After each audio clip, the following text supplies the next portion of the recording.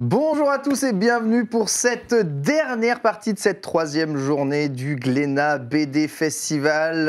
Ravi de vous retrouver pour une émission que beaucoup de personnes attendaient, une émission exceptionnelle puisque nous avons la chance de recevoir sur le plateau Julien Nil, auteur de Loup depuis tant d'années. Bonjour Julien, comment vas-tu ? Ça va super bien.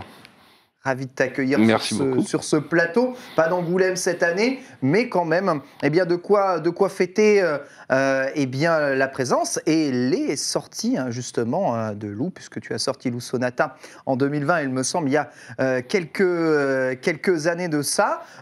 Ça te manque un peu, comment Angoulême ? Tu y allais tous les ans ou pas ? Oui, là c'est la première année depuis 15 ou 16 ans que j'y vais pas. Donc c'est un rendez-vous sympa, quoi. Mais bon, là, le truc, c'est que de manière générale, les festivals me manquent. Il y en a eu moins ces derniers temps. Et c'est vrai que c'est quand même chouette d'avoir les rencontres, le retour du public et tout ça. Donc voilà. C'est justement pour ça qu'on est là, évidemment, et pour ça que vous êtes là sur le chat Twitch. N'hésitez pas à poser vos questions au cours de cette émission avec nous pour m'accompagner durant cette spéciale Loup de fans de la série, à commencer par Ultia. Bonjour Ultia. Salut Ken. Ça va ? Incroyable. Ça va ? Bonjour Julien. Bonjour. C'est Rachid. Une paille qu'on ne s'est pas vu. Bah ouais, c'est vrai que ça fait un bail, c'était lundi quoi. Ah, c'était lundi, c'était lundi. Grosse fan de Loup, Ultia. Ouais. Depuis toujours. Depuis le tome 1 quoi. Donc moi quand on m'a dit ça, j'ai fait j'arrive, je vais faire quelque chose, ça va être génial. Et puis voilà, j'étais super contente.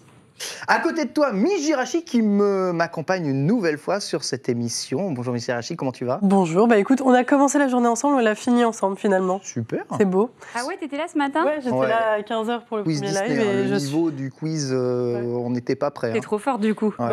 En Disney, je me débrouille bien, c'est mon truc. Ok.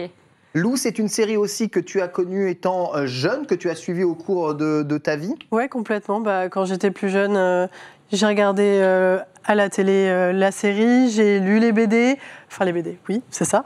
Et du coup, je suis ravie de rencontrer Julien aujourd'hui et de discuter de Loup et de Loup Sonata aussi, que j'ai découvert il n'y a pas longtemps. Et j'ai fini de le lire là. 30 minutes avant le début de ce live et j'ai vraiment beaucoup aimé. Donc c'est frais. Donc là, je suis chaud. Là je suis chaud. C'est frais. J'ai découvert aussi Loup par l'intermédiaire de ma femme qui est ultra fan de Loup depuis qu'elle est toute petite, et Loup Sonata du coup pour ce live. On va partir sur deux parties. On va parler d'abord de Loup de manière générale avec notamment des questions sur l'ensemble, l'œuvre Loup avant Loup Sonata, qui d'ailleurs totalement regroupé dans un seul volume ici, Loup, première saison, nommé première saison. C'est toi qui as choisi première saison comme titre pour Loup ? En fait, c'était pas quelque chose qu'on disait beaucoup pour les livres, les romans, etc. Ouais. Et puis finalement, je pense que c'était tellement rentré dans le langage courant avec les séries télé, en fait. Et puis en fait, saison, je trouve ça assez joli. Ouais, c'est vrai. Donc c'était l'idée de compiler tout ça. Et puis comme effectivement, j'ai commencé donc il y a quelques temps un nouveau cycle qui s'appelle Loup Sonata. Ça permettait aussi clairement d'expliquer aux gens qu'il y avait deux parties très distinctes et que les premières étaient une entité et que la deuxième partie sera une autre entité. Dans Loup Sonata, donc il y a pour l'instant qu'un seul album. Dans la première saison, il y a 8 BD. C'est ça. 8 bandes dessinées. Ouais. Et en fait, au bout de la 8e, tu t'es dit, là, j'ai fini ma première saison. En fait, j'avais, au moment du tome 2 déjà de Loup, en fait, je m'étais dit, j'en ferais que 8. Ma décision était assez arrêtée. C'est-à-dire que je voulais pas faire une série à rallonge et je me disais si au-delà de 40 ans je continue à raconter des histoires d'ados, ça va être creepy. Et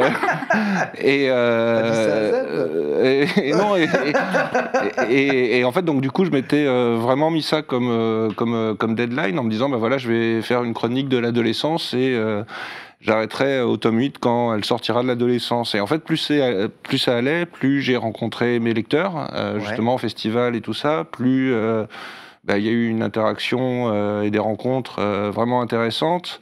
Et en fait, plus finalement, je me suis dit, bon, bah, il y a peut-être quelque chose à raconter encore. Plus la frontière pour moi entre l'adolescence et l'âge adulte, je la trouvais floue. Ouais. Et voilà, donc je me suis dit qu'il y avait... alors, la condition sine qua non, c'était de changer de format, par contre, parce que c'est vrai que le format des premiers albums, le 46 pages couleur, c'était un format qui avait un peu vieilli.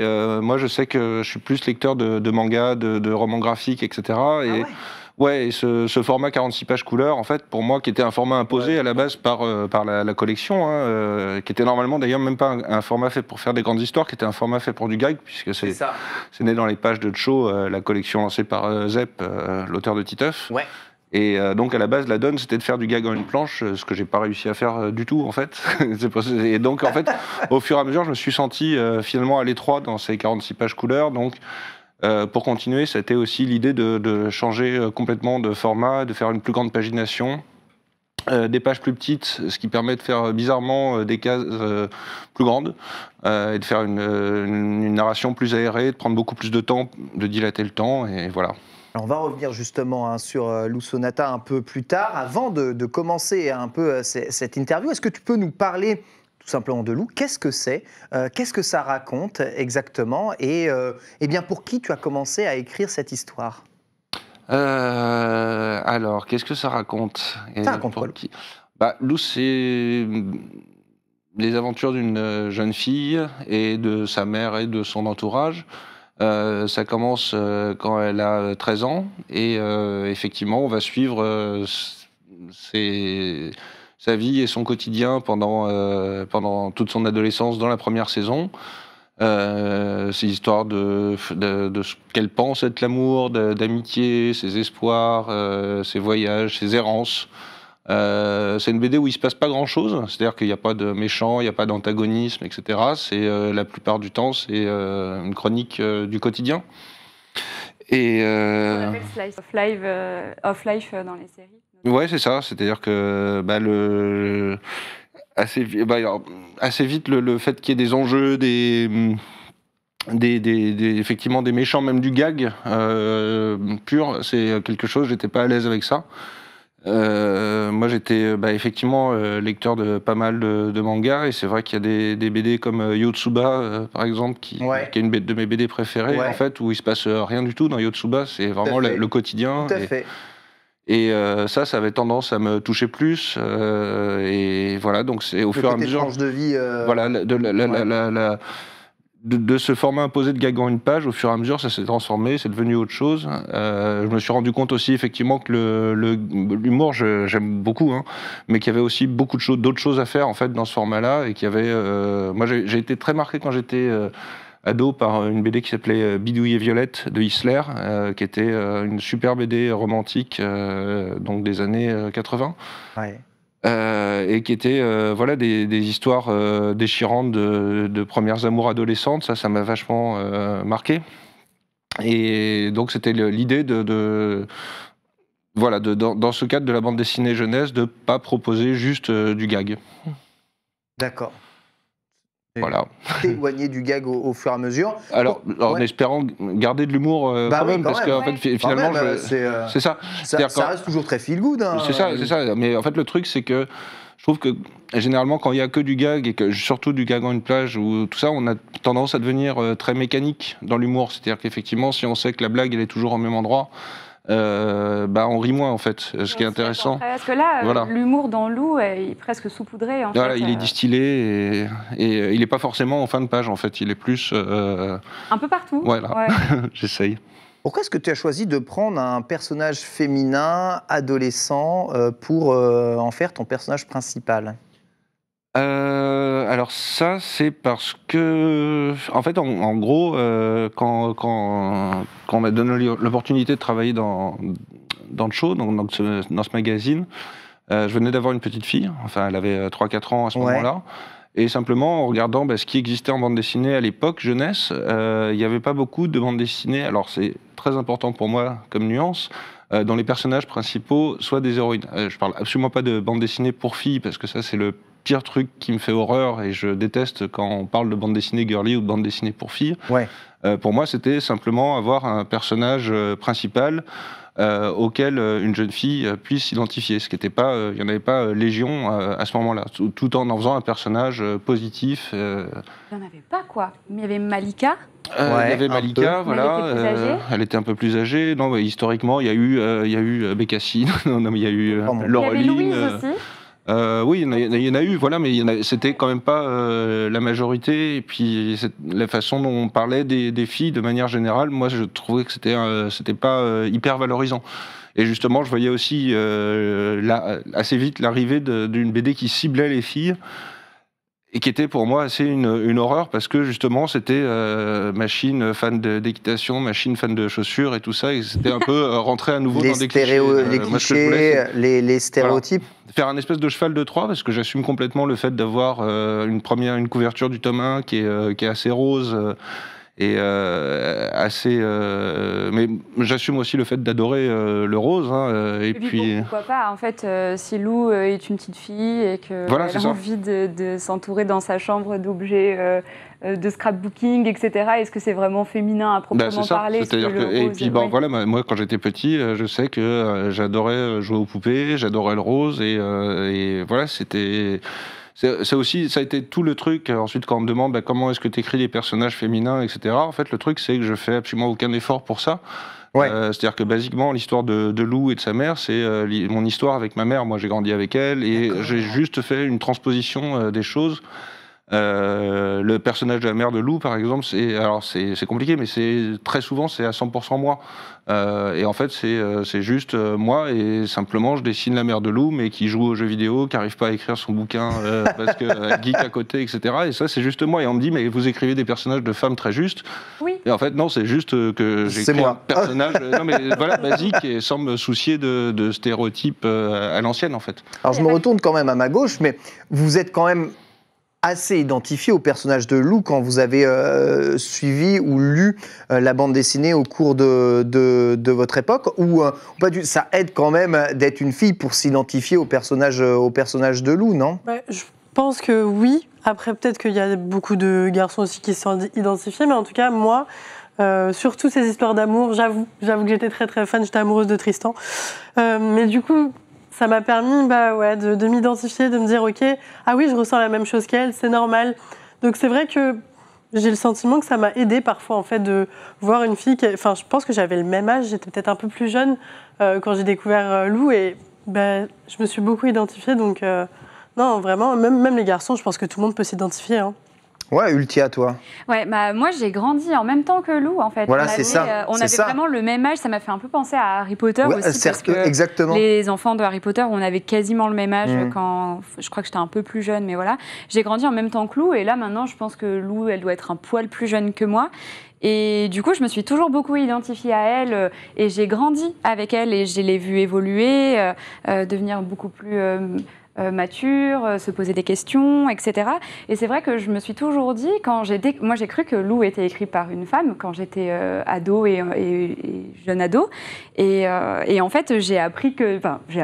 En même temps, c'était marqué sur la couverture, mais j'étais gamine, donc voilà. Puis après, j'ai réalisé qu'en fait, non. Et je me suis dit, mais c'est fou. Là, aujourd'hui, je me dis, mais c'est fou comment d'un point de vue d'un homme, on peut dépeindre des personnages féminins aussi justes. Bon, tu as répondu à cette question-là, mais il n'y a pas que la mère de Lou. Finalement, il y en a plein d'autres.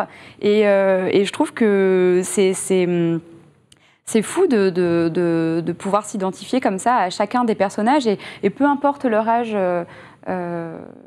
Tu vois, parce qu'on s'identifie à Lou, qui est une petite fille, puis une ado, puis une adulte, mais en fait, on peut aussi s'identifier aux copines de Lou, à la mère de Lou sur certains points, à la grand-mère de Lou parfois, sur d'autres points encore.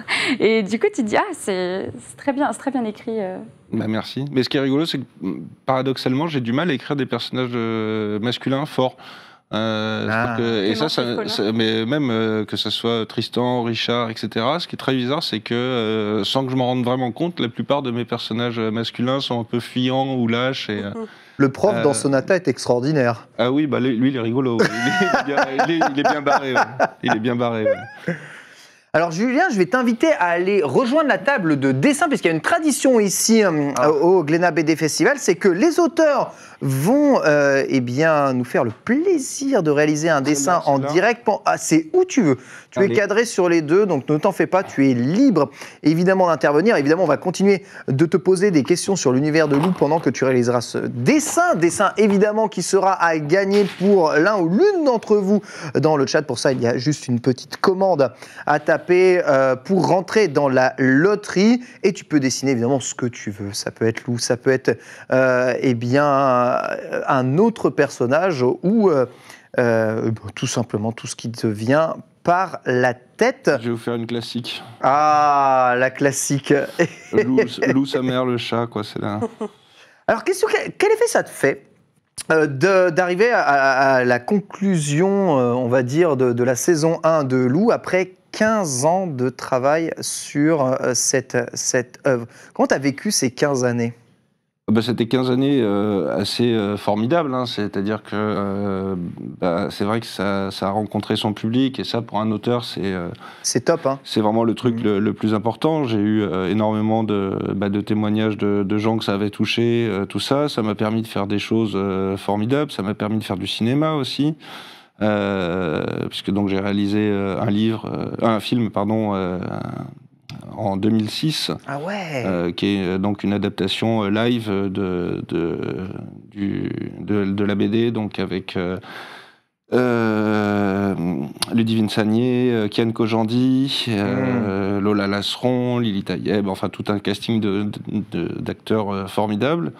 Ça m'a permis, effectivement, depuis 15 ans, de vivre une vie super agréable en faisant le métier que j'aime et en y prenant énormément de plaisir. Je dois avouer que plus ça va, plus c'est compliqué.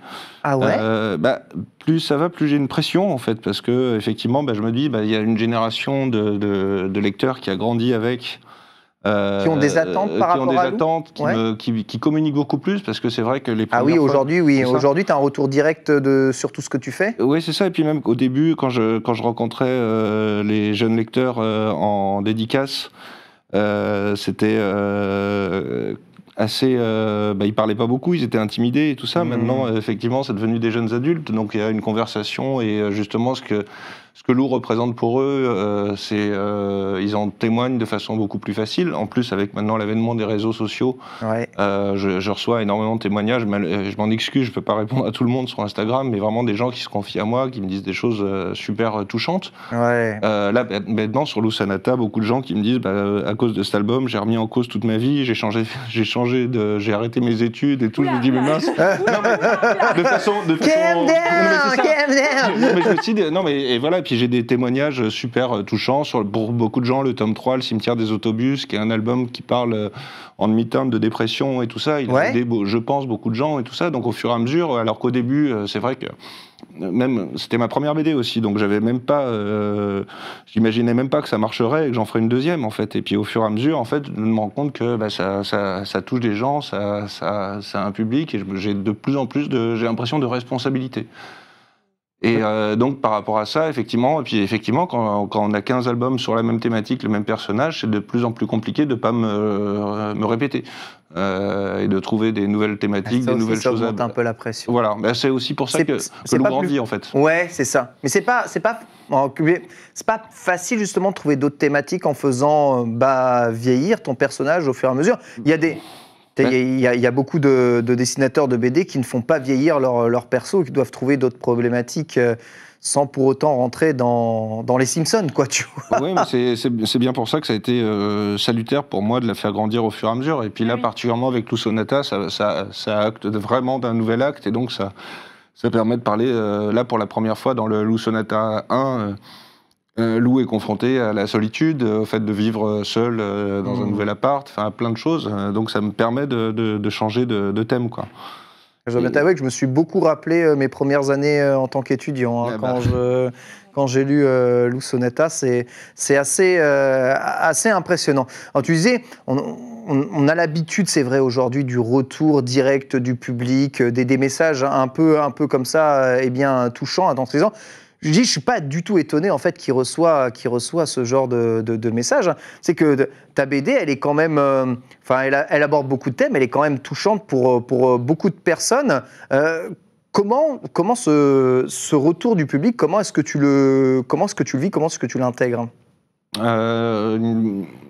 C'est sûr que ça influe la façon dont j'écris, ça influe vraiment, j'y pense, aux gens qui me parlent et qui me donnent ce genre de témoignages. C'est-à-dire que si j'avais pas eu tous ces retours-là, la série, elle serait complètement évidente. C'est pour ça que je te dis, il y a une forme de responsabilité de plus en plus et de trucs qui est... j'en prends compte, quoi.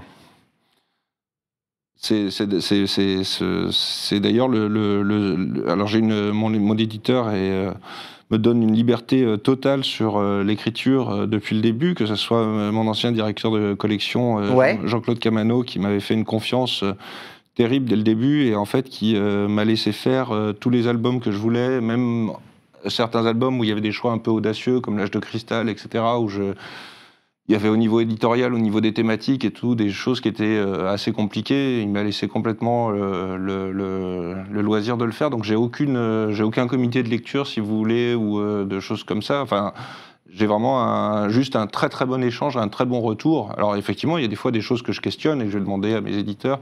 Mais effectivement, j'ai une liberté totale et effectivement, mon cadre, en fait, c'est le retour de mes lecteurs et ces témoignages qui me donnent. Ultia? Oui, mais justement, tu parlais de l'ère des cristaux. Je voudrais pas te couper l'herbe sous le pied si tu voulais pas directement passer à ce thème-là. De toute façon, je sais que tu vas forcément poser des questions là-dessus, donc vas-y. Concernant l'ère des cristaux, qu'est-ce qui... C'était quand même une BD toute particulière par rapport aux autres. D'ailleurs, la preuve, derrière, à la 4e de couverture, je crois que c'est le terme, au dos donc, de la BD de la première saison, tu ne sais même pas où est-ce que tu la places, chronologiquement parlant, parce qu'il y a un point d'interrogation. Elle est où? On ne sait pas. Il y a un point d'interrogation à côté de l'âge de cristal, justement. Il y a même en fait une petite hésitation entre le tome 7 et 6 sur la classification. Voilà, c'est ça. Et en fait, c'est vrai que ça a surpris beaucoup de lecteurs, l'âge des cristaux, parce que ça traitait... En fait, on aurait presque dit que c'était, tu vois, une espèce de spin-off qui n'est pas réellement canon, où c'était pas vraiment la continuité des aventures de Lou, parce qu'au final, un tome, c'était presque une année pour Lou.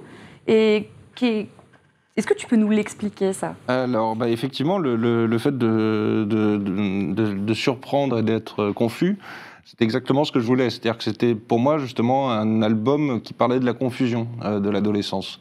C'est-à-dire que c'est... moi, je sais que c'est des périodes que j'ai connues à l'adolescence, mais encore maintenant, hein, des périodes de confusion par rapport au monde, par rapport au sens de la vie, par rapport à des choses comme ça, où on se sent perdu. Et...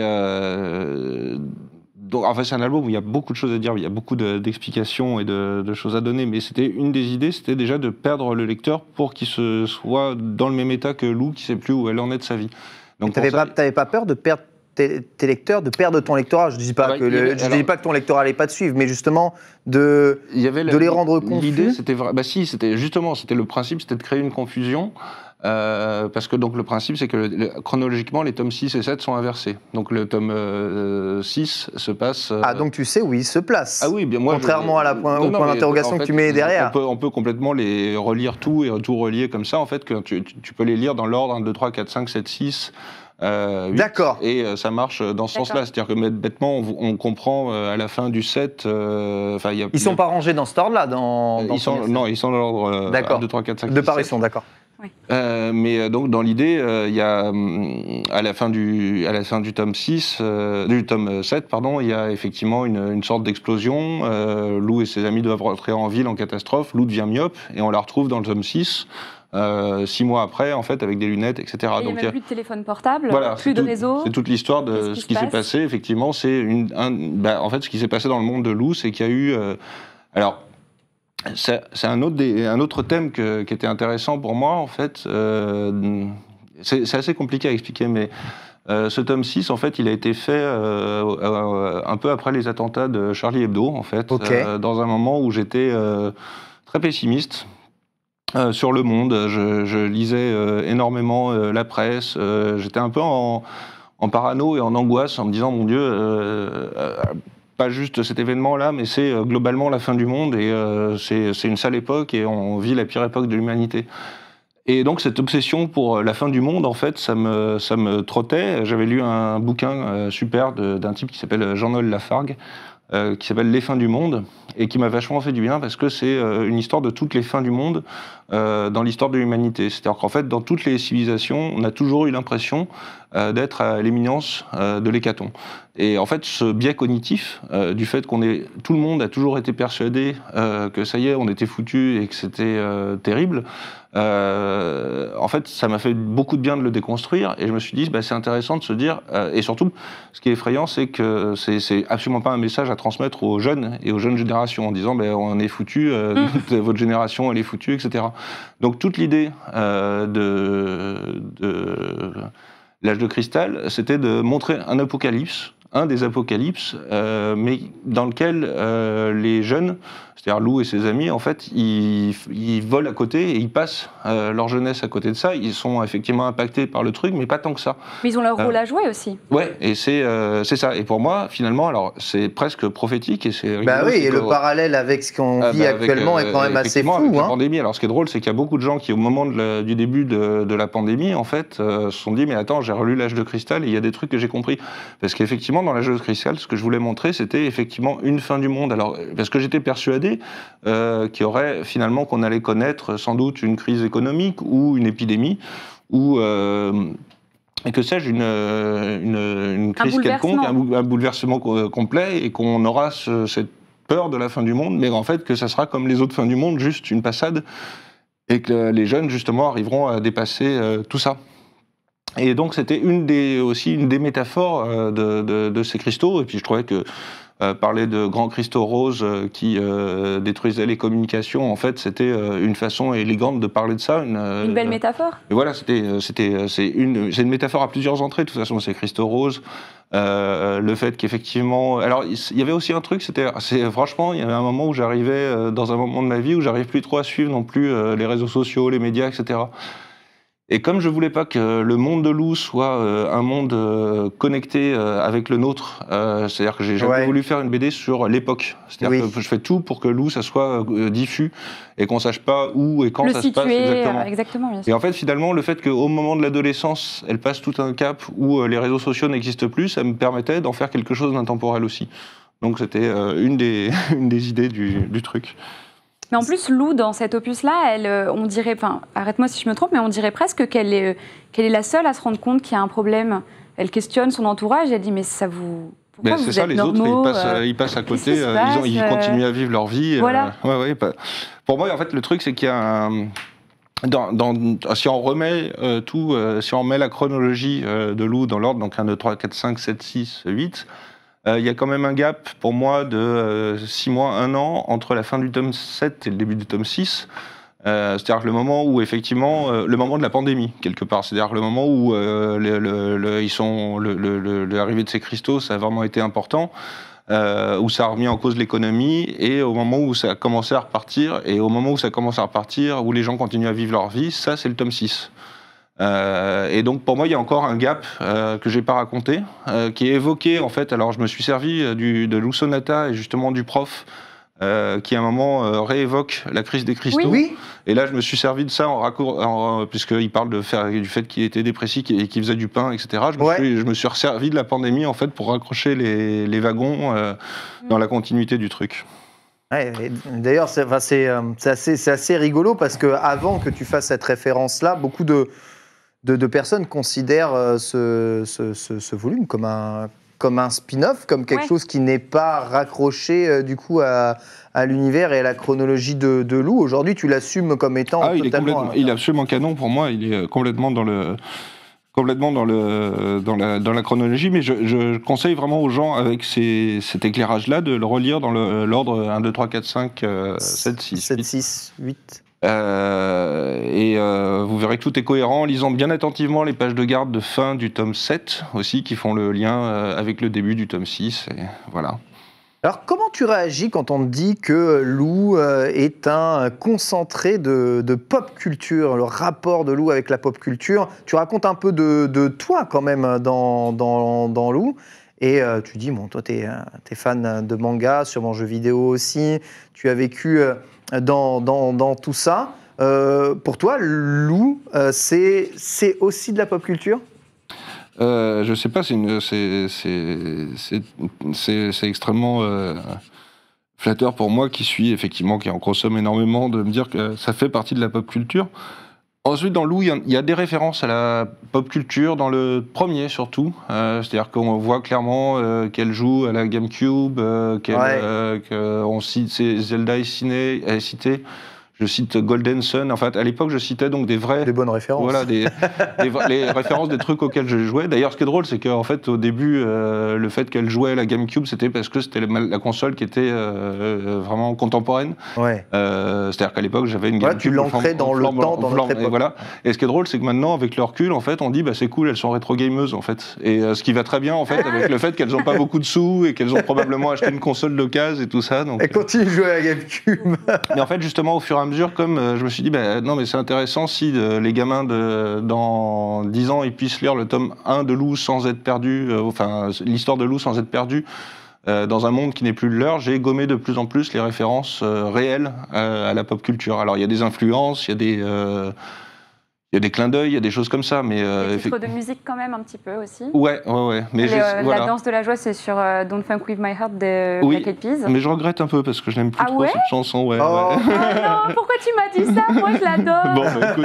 Aïe. Non, mais ce qui est intéressant, c'est qu'il y a plusieurs itérations différentes de la danse de la joie pour les gens, donc si elle te plaît comme ça, c'est parfait. Il y a aussi la musique que tu as mis pendant que Clément Fifrelin, il écoute seul dans la forêt et il Yellow chantonne. Magic Orchestra. Voilà. T'es allé écouter? Oui, elle est dans ma playlist, du coup, elle est super. Ah, cool. J'adore. Moi, c'est Yellow Magic Orchestra, qui est un groupe japonais des années 70 de synth-pop, qui est un groupe que j'adore, qui est une sorte de Kraftwerk rigolo et japonais. Oui, il y a quelques références musicales cachées un peu partout, quoi. Ouais. Ultia, d'autres questions? Bah oui, alors c'est vrai que j'ai une question que je me pose depuis super longtemps, parce qu'en fait, quand j'étais gamine, j'ai pas compris, je sais pas, on peut spoil? On va dire très légèrement. A priori, sur Twitch, il n'y aura pas de nouveaux lecteurs de Lou. Ah, et attends, détrompe-toi. Non, mais du futur de Lou, mais je pense que ça sera plutôt des... Il y a un truc qui m'a beaucoup bouleversée quand j'étais petite et que je comprenais pas, c'est ce qui s'est passé avec Richard et la mère de Lou. Et je comprenais pas, je l'ai pas vu venir, je les ai pourtant vus s'aimer, etc. Et puis comme ça, cette scission d'un coup, la lâcheté de Richard face à la maman de Lou qui avait déjà vécu ça par le passé, mais aussi les relations de Lou. Je vois par exemple... elle aime Tristan, et puis en fait elle se rend compte qu'il est immature et qu'elle l'aime pas tant que ça. Elle rencontre Paul, et au final elle se rend compte que c'est peut-être plus un ami qu'autre chose. Puis elle se remet avec Tristan, et puis en fait il la gonfle, et donc elle se remet avec Paul. Puis en fait elle se dit mais qu'est-ce que j'ai fait, je suis débile. Et donc elle largue les deux. Puis c'est vraiment toutes ces relations. Comment tu les as travaillées? En fait, non, mais c'est cruel tout ça. Mais déjà, faut pas oublier. C'est cruel. C'est cruel. Faut pas oublier aussi que c'est un feuilleton. C'est-à-dire que comme tout feuilleton, tu dois malgré tout faire durer les choses. Et voilà. Et si Lou était sorti avec Tristan dans le tome 2 et tout ça, ce serait mortellement ennuyeux comme histoire. Il fallait pimenter un petit peu les choses. Et puis ensuite, voilà, cette espèce de fatalisme et du fait que annoncer dès le début qu'elle est amoureuse de quelqu'un et tout ça, je trouvais ça très facile, très facile et pas très intéressant en fait. Finalement, c'était plus intéressant de jouer sur ces déconvenus. Et puis, alors dans ce que je fais, il y a une grande partie qui est cadrée, c'est-à-dire que je sais à la fois où je vais, mais il y a des moments où je me laisse aussi saisir par les personnages et ce qui leur arrive et tout ça.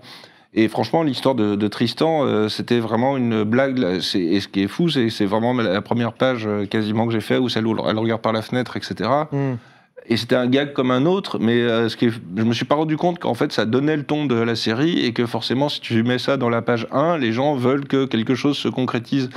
Et pour moi, ça a été très dur, parce que très vite, je me suis dit, mais c'est complètement idiot de faire les aventures d'une jeune fille qui est omnibilée, surtout qu'elle a 12 ans, par l'homme de sa vie et tout ça, mais ça va pas du tout. Donc très vite, j'ai tout fait pour contraster un petit peu les choses. Et donc pour rendre Tristan un peu pathétique, et parce que je l'aimais pas, je le trouvais assez naze moi-même.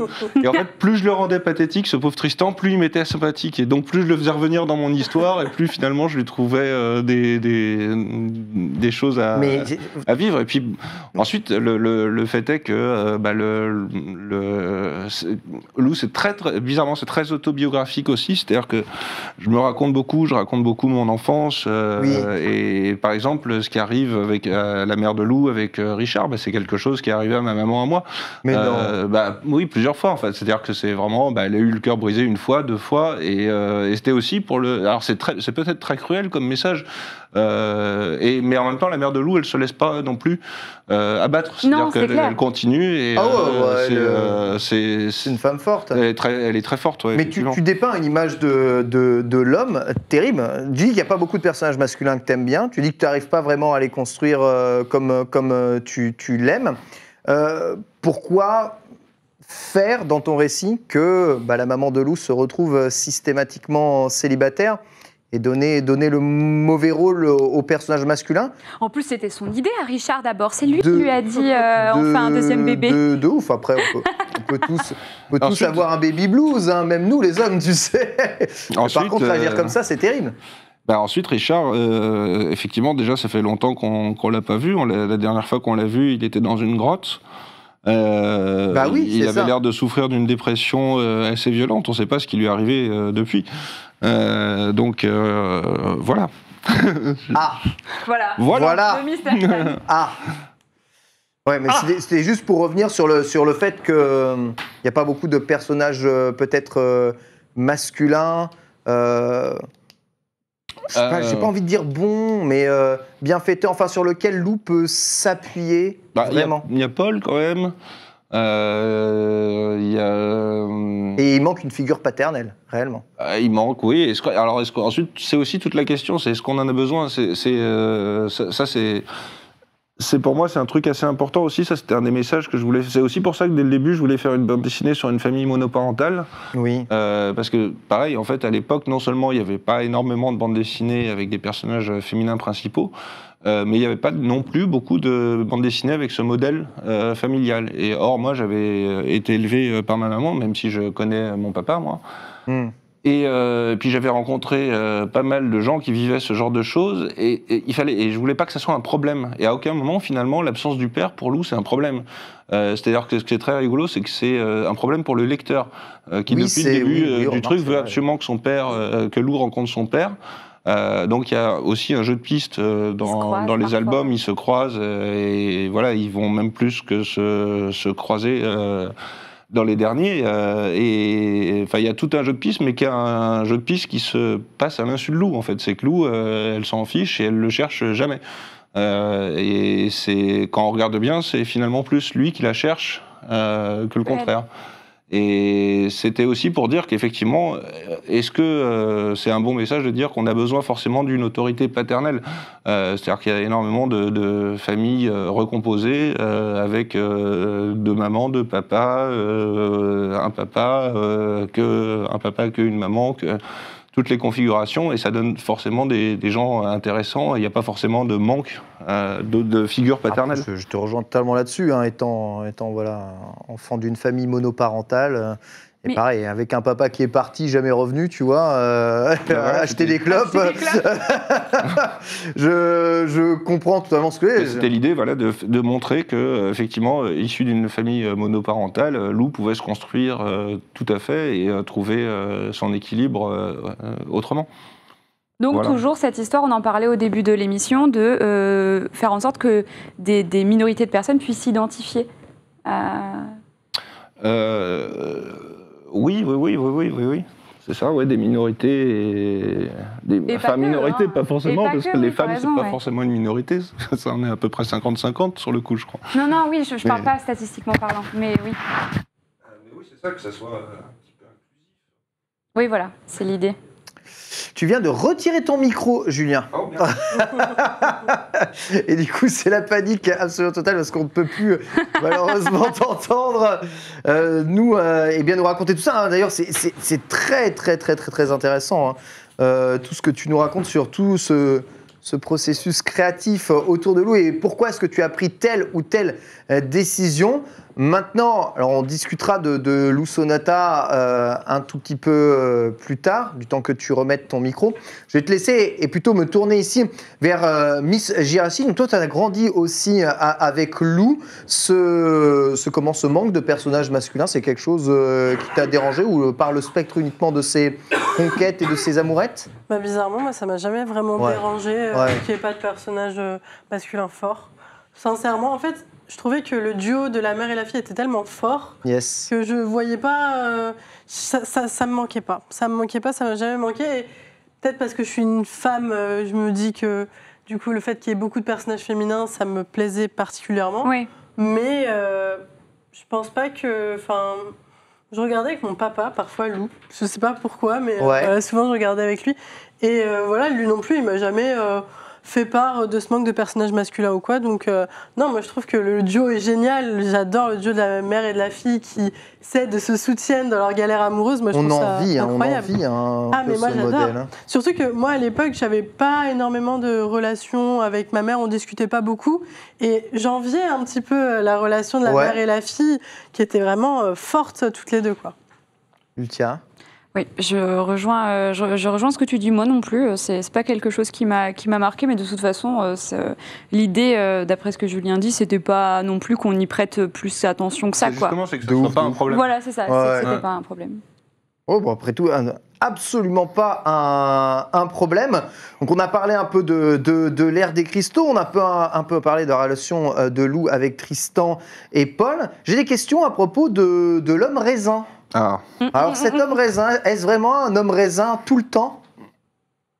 Mystère. On ne sait pas, est-ce qu'il prend sa douche en homme raisin? Là, c'est ce qui m'a beaucoup fait rire. C'est effectivement au moment où j'ai fait l'âge de cristal, il y a quand même, j'ai remarqué qu'il y avait beaucoup de lecteurs que ça avait interloqué, qui étaient choqués en disant mais qu'est-ce que c'est que cette histoire de cristal? D'un coup, ça devient du fantastique et tout. Et en fait, depuis le tome 4, il y a une des filles qui sort avec du raisin. Ça me semblait pas tellement plus barré que ça, quoi. Ça a toujours été fantastique. Il y a toujours une donne un petit peu fantastique. Et effectivement, à partir du moment où j'ai commencé, dès le début, le monde de Lou, c'est pas un monde qui existe. Ça se passe pas ni à Paris, ni à New York, ni en Europe. C'est un monde, pour moi, fantastique. Tu as des inspirations de ce monde. Lou part en voyage. Hein. De toute façon, elle voyage au travers ce monde, mais... Tes sources d'inspiration du monde de Lou? En fait, les lieux, c'est à chaque fois des lieux hybrides. C'est-à-dire que la ville de Lou, c'est à la fois la banlieue parisienne dans laquelle j'ai grandi. En même temps, il y a un petit peu de New York, la ville du début. Excusez-moi. Il y a un petit peu de New York. J'avoue, ça fait New York, ça. Voilà. Et un petit peu de Montréal et un petit peu des couleurs de Aix-en-Provence, la ville où j'habite. Ensuite, chaque lieu, alors clairement, Mortebouze, c'est le village de ma grande-tante, Amène-tout-Salon, où j'ai passé des vacances. Mais sinon, généralement, tous les villages tous les endroits qu'elle traverse dans le tome 7, c'est à chaque fois des hybrides de plusieurs choses. C'est-à-dire que, par exemple, le village, le Corso Fleuri, dans lequel elle va, dans le tome 7, c'est à la fois un mélange entre l'Ardèche et la campagne, campagne japonaise.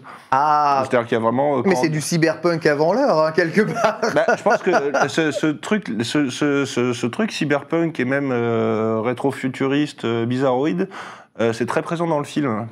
Si on regarde bien les décors et tout le design du film, la décoratrice Sylvie Olivet, elle avait fait un travail de malade parce qu'on était vraiment dans ce truc uchronique et d'ailleurs toutes les références pour la ville de Lou, c'était alors il y avait du amer béton, il y avait vraiment plein de choses, et donc par exemple il n'y a aucun vrai produit, le jeu vidéo on l'a créé spécialement, il n'y a que la GameCube on avait demandé l'autorisation, mais sinon il n'y a aucun vrai produit, aucun vrai packaging, on a tout fait créer. Et je tenais à cette artificialité de tout, et ce truc, et par exemple là quand on regarde la pizzeria, La pizzeria, en fait, elle est tenue par un Chinois. Et quand on regarde bien, la déco, c'est une pizzeria, mais entièrement avec une geisha qui porte une grosse pizza. Tout est. Et en fait, quand j'avais fait le casting, et ça, voilà, on voit complètement les décors, ville, c'est complètement du compositing, c'est n'importe quoi. Là, regardez derrière. Voilà, donc j'avais fait un casting pour les décoratrices et les décorateurs, en fait, qui devaient travailler sur le film. Et donc, d'après ma BD, donc, la plupart me proposaient des trucs Amélie Poulain, enfin des trucs assez clichés. Et elle, Sylvie Olive, elle arrive directement avec des images de Blade Runner. Et pour moi, c'était... elle a compris, c'était exactement ce que je voulais, c'est-à-dire presque une forme de ce qui est formidable dans la ville de Blade Runner, pour moi. Et dans les bons trucs, effectivement, uchroniques, c'est quand on a l'impression qu'il y a de la vie et qu'il y a un espèce de mélange entre plusieurs civilisations, que ça s'est entrechoqué et que ça reste cohérent. Comme dans les Final Fantasy ou dans des trucs comme ça, quoi. Donc c'était une grosse ref et ce truc, je trouve qu'il c'est le moment où pour moi le monde de Lou est particulièrement bien mis en valeur. C'est plus finalement dans le film que dans les BD. Ouais. Donc, le film représente vraiment la vision que tu voulais donner. Ah oui, clairement. Alors autant le dessin animé m'a échappé, je dois l'avouer. Il t'a échappé. Non, mais c'est vrai. C'est-à-dire que le dessin animé. Le dessin animé adapte pas tout Lou. Ça traite que de la saison, que de l'épisode 2. De l'album 1. De l'album 1, ouais. Et puis j'ai signé ce contrat quand je venais juste de finir, je venais juste de sortir le premier album. Ok. J'étais très jeune. Pour moi, c'était une opportunité terrible qu'il y ait un dessin animé qui soit adapté de mon travail. C'est vrai. Mais effectivement, sur cet album, sur cette série, j'ai eu que le droit d'avoir un droit de regard. Donc je suis pas particulièrement moins content de ce dessin animé. Alors je sais que il y a des gens pour qui il est très important, mais moi, effectivement, que ce soit sur l'écriture du scénario, sur l'animation et la mise en scène, je dois avouer que voilà, c'est pas mon bébé, je l'assume pas. J'avais pas la main, t'as pas pu. J'avais pas la main et ni visuellement, ni au niveau de l'écriture, ni voilà, ça s'est pas super bien passé. Alors il y a des choses que je trouve bien, la musique et tout ça, qui est de mon copain Julien Dicaro. Mais voilà, pour moi ça a été un petit peu dur de voir ma BD. C'est-à-dire que j'avais l'impression qu'en fait le dessin animé prenait les grosses lignes de ce que j'avais fait dans le tome 1, et aussi parce qu'au moment où j'étais en train de travailler sur ce dessin animé, moi j'étais déjà au tome 4 ou 5 de la BD, donc j'étais parti loin dans le...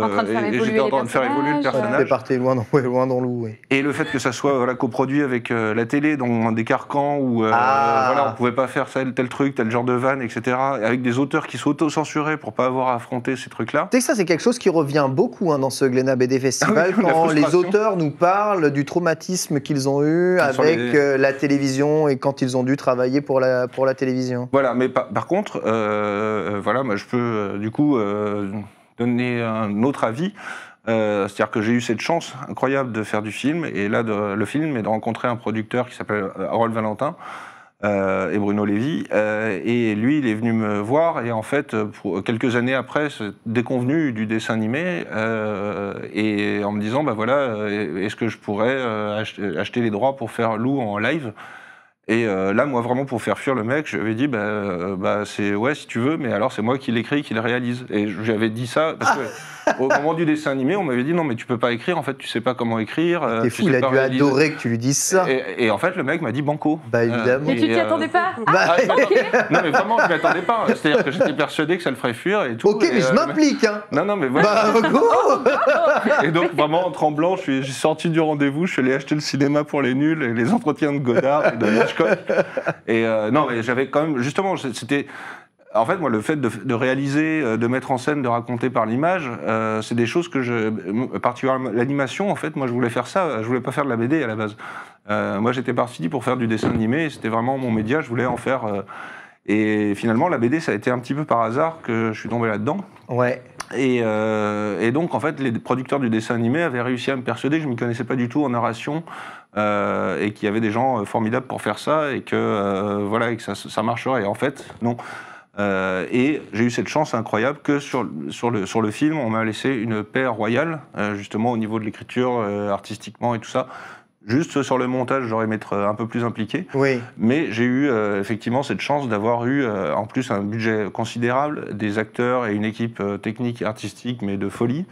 Et on a fait un film dont je suis très très très fier en fait pour le coup, et vraiment que j'assume à 200% plus que le dessin animé pour moi qui est une espèce de tisane diluée de mon travail en fait. Alors justement, c'est très intéressant parce qu'on a plein de questions par rapport à ça dans le chat. Juste, comment avez-vous découvert Lou? Est-ce que c'est via le dessin animé ou via la bande dessinée de votre côté, Mijirachi? Alors moi, c'est complètement le dessin animé de base. Et après, en fait, je ne savais pas du tout qu'il y avait une BD de base. Moi, j'ai vraiment découvert le dessin animé. Donc tu vois, ça fait quand même une porte d'entrée de ouf. Hein. Par contre, j'avoue que c'est le meilleur spot de pub qui a été fait pour Lou. En fait, voilà. Ça a été multidiffusé. Ouais. Non, mais voilà, et c'est terrible parce que là, je peux être très cruel sur ce dessin animé. C'est pas gentil en plus pour les gens qui ont travaillé dessus. Et qui ont sans doute fait du très bon travail. Je donne juste moi mon... C'est pas ce que je sous-entendais. Hein. Non, mais c'est mon ressenti. Moi, en tant qu'auteur, je trouve que j'aurais travailler autrement, j'aurais fait autre chose. Mais je conçois complètement que ça soit la porte d'entrée pour beaucoup de gens sur mon univers, et c'est formidable pour ça. Comment tu es venu du coup à aller acheter la BD après ? En fait, moi j'adorais me balader dans les Fnac, les Cultura, et c'est là où j'ai découvert la BD. Et je suis une grosse fan d'illustration, moi je trouve ça magnifique. Et c'est vrai que...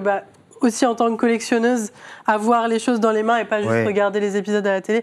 Voilà. En fait, je me suis rendu compte que l'univers de Lou était beaucoup plus profond que ce que j'ai pu voir à la télé. Et c'est vrai, quand vous dites une tisane diluée, c'est vrai que j'avais vraiment l'impression que c'est en surface à la télé et qu'après, on rentre vraiment dans son univers avec les BD. Mais c'est en général l'idée que... Ce que je remarque quand je regarde des films à la télé et qu'après je vais m'intéresser aux livres où il y a 10 fois plus de détails et où tout est beaucoup plus mieux expliqué, et même après on re-regarde le film et puis on se dit ouais mais c'est pas exactement comme ça, et là on devient très critique quoi. Tu décris un Potterhead au pif. Bien sûr. Ultia, toi tu l'as découvert par quoi?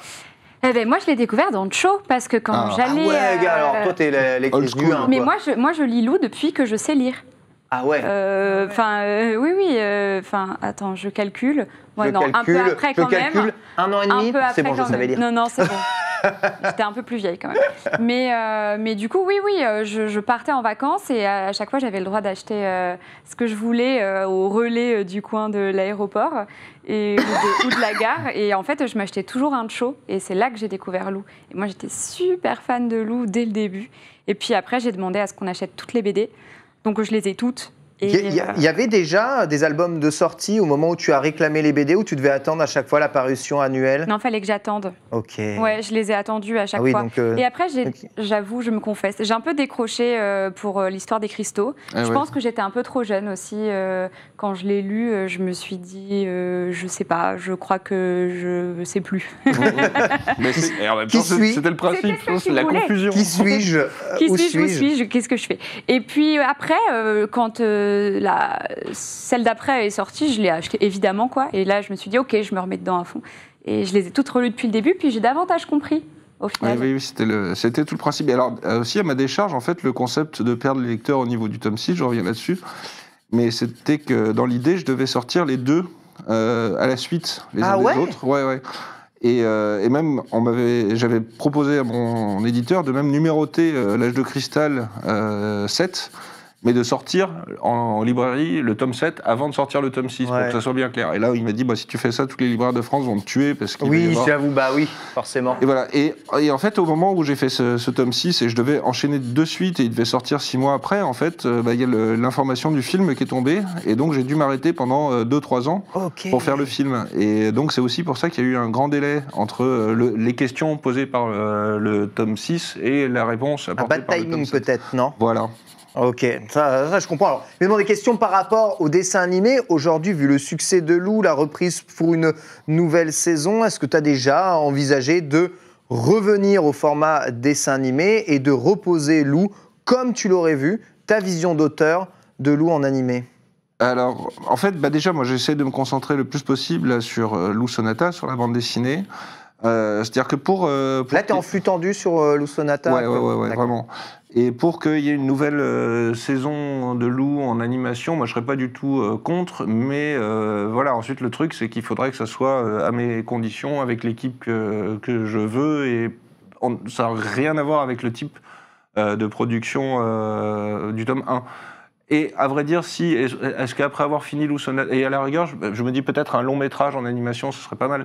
Mais en même temps, je crois qu'après avoir fini mes albums de Lou Sonata, j'aimerais bien faire une pause un petit peu de Lou, parce qu'effectivement, 20 ans à travailler sur le même personnage, le même sujet et tout ça, voilà, j'ai d'autres aspirations aussi, et d'autres aspirations en animation, auxquelles je pense beaucoup. C'est-à-dire, je développe en parallèle depuis plusieurs années un gros projet de série animée, mais qui n'aurait rien du tout à voir avec Lou.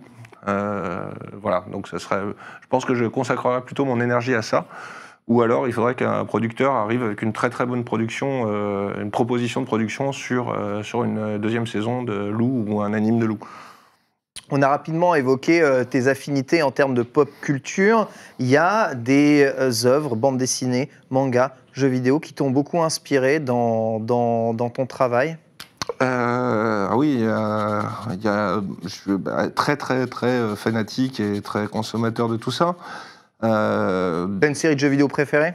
Une série de jeux vidéo préférée c'est dur. Une série, j'aime bien les Zelda quand même. Hein. Est-ce que... Non, j'ai pas vraiment de... Je suis pas un hardcore gamer. J'aime bien les jeux scénarisés. Ouais. Ces dernières années, il y a Nier Automata qui m'a vraiment beaucoup plu à ce niveau-là. L'écriture de Nier Automata. Last of Us 2. Enfin voilà, après, je joue quand même pas mal à des gros AA, mais bien foutus, bien scénarisés. Des mangas qui t'ont inspiré dans ta jeunesse? Dans ma jeunesse, tu lisais quoi quand t'étais jeune en manga? Dans ma jeunesse, il n'y avait pas de manga, mon bon monsieur. Non, mais dans ma prime jeunesse, non. Quand j'étais petit, non, il n'y en avait pas. Moi, j'ai découvert les mangas, Akira, tout ça, les publications papier. En fait, c'est Glénat, d'ailleurs, hein, dans les années 90. Et donc là, moi, j'étais ado. Et donc, effectivement, j'ai eu... C'est bien pour lire Akira, d'être ado. Ouais, carrément. Mais c'est pas tout à fait la même chose, parce qu'effectivement, ça sortait de façon ponctuelle, il n'y en avait pas énormément. Et effectivement, Akira, Gun, Dragon Ball et tout ça, Ghost in the Shell et tout, j'étais à fond là-dedans. Donc j'avais à la fois la culture bande dessinée hyper classique, j'avais tous les Astérix, tous les Tintins, tout ça à la maison, les Strange aussi assez vite, toute la culture comics aussi, je suis un grand fan de comics. Et puis après, quand je suis devenu ado, effectivement, en même temps, découvrir tout le manga, le shonen, le shoujo, etc. Et aussi beaucoup de bandes dessinées indépendantes, que ce soit franco-belge ou américaine. Donc il y avait à l'époque un éditeur qui s'appelait l'Association, qui existe toujours d'ailleurs, mais où il y avait donc Johann Sfar et Lewis Trondheim, qui sont mais vraiment mes idoles, qui sont pas beaucoup plus vieux que moi, mais dans les années effectivement 90, leur boulot. Alors Johann Sfar qui fait maintenant le Chat du rabbin, très très chouette. voilà, Lewis qui fait, ensemble ils font une série qui s'appelle Donjon, il fait les aventures de Lapino. Il scénarise du Mickey d'ailleurs chez Glénat aussi. Et eux, ça a été leur série Donjon. Et puis tout leur travail, c'était une énorme influence pour moi. Maintenant, c'est devenu des copains, donc c'est même Lewis qui a préfacé mon livre, donc c'est vrai. extrêmement fier de ça. Et ensuite, t'as préfacé Bergère guerrière, toi? J'ai préfacé Bergère guerrière. C'est un cycle. Et ensuite, beaucoup de bandes dessinées américaines, un peu plus dark.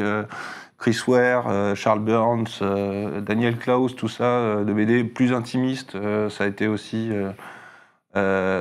super important pour moi. Et puis effectivement, le manga, alors que ça soit animé ou papier, effectivement, beaucoup de titres, et surtout, franchement, plus parce que le shonen, etc. Tu suis des titres récents ou pas, non? Pas trop en ce moment. J'ai fait un break. J'ai eu une grosse période One Piece. One Piece, ça a été. Alors ça a été vraiment une énorme claque, et ça m'a galvanisé, mais ça m'a bizarrement. J'ai fait un autre album chez Gallimard qui s'appelle Chaque chose, un album assez triste sur mon rapport avec mon papa et tout ça. Mais genre en même temps, je lisais One Piece, et c'était le truc qui m'avait galvanisé à mort, qui m'avait sorti de la dépression et tout. C'était mortel. Ah ouais. Et à vrai dire, j'ai dû lire jusqu'aux 50, et en fait, c'est mon fils maintenant qui a pris le la suite et lui il est vraiment à fond jusqu'au bout et c'est vrai que moi au bout d'un moment j'ai arrêté One Piece. Mais avec le truc de me dire mais c'est bon maintenant je les ai chez moi et un jour je me prendrai des vacances avec tous mes One Piece. 50, t'es quasiment arrivé à la scission, c'est-à-dire la moitié de l'aventure. Exactement. Avant le break. Et sinon, voilà, en animé, moi, il y a eu, bon, évidemment, tous les Evangelion, etc. J'ai eu... je suis très fan de Gurren Lagann. C'est formidable, Gurren Lagann. Qui est pareil aussi, un des trucs qui m'a sorti d'une autre dépression, en fait. Ah ouais. C'est vraiment le truc, crois en moi, qui toi. Ah bah, c'est shonen x 1000. Ouais. Il y avait il y en a un, alors voilà, qui est assez responsable finalement du tome 6, c'était La mélancolie d'Haruhi Suzumiya. D'accord. Qui est une espèce de manga super bizarre, complètement métaphysique, très très bizarre, avec du fanservice à l'intérieur, mais qui est au service d'une histoire complètement barrée et super chouette. Donc ça m'avait vachement plu à l'époque, un truc qu'on a beaucoup partagé avec ma fille, Maya. C'est quand même super intéressant, tout ce que tu nous dépeins, c'est des œuvres totalement différentes, certaines n'ont rien à voir les unes avec les autres, tu plonges dans des tas d'univers, tu t'intéresses quasiment à tout, tu sais que c'est assez rare d'avoir comme ça, il y a rien qui te... Il y a des trucs que tu détestes quand même enfin que tu détestes. Je suis curieux de tout, hein. C'est-à-dire que... Tu dis shonen, shoujo, seinen, ouais, y a pas de mais problème. je suis curieux de tout. J'achète, moi, je continue à acheter énormément de... J'ai mes collègues auteurs de BD, je suis assez surpris parce qu'ils lisent pas beaucoup, ils sont pas très curieux. J'en ai plein même qui ont arrêté de lire complètement de la BD et tout ça. Et moi, je continue à lire des choses et même à me forcer à lire des choses forcées. Ouais. Où je suis pas attiré forcément par le graphisme et tout ça, mais voilà, mon libraire va me le conseiller et je vais tenter. Pour voir ce qui se fait, peut-être pour en tirer des influences. Et honnêtement, je trouve qu'en ce moment, la bande dessinée a jamais été, enfin voilà, je suis aussi folle et aussi dingue. C'est-à-dire que maintenant, je trouve qu'il y a une telle variété que ça soit chez les indés, chez les trucs populaires et tout ça, mais c'est vraiment, je trouve que c'est l'éclate pour un fan de BD. En tout cas, pour moi, c'est on vit un espèce d'âge d'or. Où la production est vraiment montée d'un niveau de qualité, mais de fou, quoi. Ça n'a jamais aussi bien marché, notamment en France, hein, d'ailleurs. Hein, ça fait très, très plaisir, quoi. La bande dessinée, donc c'est un véritable régal aussi, puisque tu ne t'arrêtes plus de dessiner. Hein. on n'arrête plus. Je m'attendais qu'il devait y avoir une petite pause où on devait jouer à Spency Vendors, etc. entre les deux parties, mais on est déjà tellement avancé dans le planning. Il nous reste déjà plus que 40 minutes et on doit parler de Lou Sonata en totalité. On va donc basculer vers la deuxième partie de cette émission avec, en face de toi, normalement, un vinyle, si je ne dis pas de bêtises, un vinyle qui accompagne du coup le premier tome de Lou Sonata. Alors ce vinyle, comme les dessins, il va être à gagner, hein, d'ailleurs, ici, dans cette émission. Il va être signé, d'ailleurs, de la main de Julien Nil, ici présent. Il fait partie du collector de Lou Sonata, tome 1, comme vous pouvez le voir, un Lou Sonata avec un 1 ici. Peut-être la volonté de faire une suite, on en parlera justement après. Pourquoi avoir sorti Lou Sonata avec un vinyle, avec, on va dire, une musique? Qui a composé ces musiques exactement et quelle était ta volonté en réalisant, on va dire ça. Et c'est magnifique, c'est vraiment magnifique. Ouais. Ah ouais, on s'est bien amusé sur le... Alors, la volonté de tout ça, en fait, moi déjà, ça fait des années... Moi, je suis très, très, très aussi fan et collectionneur de disques et de musique.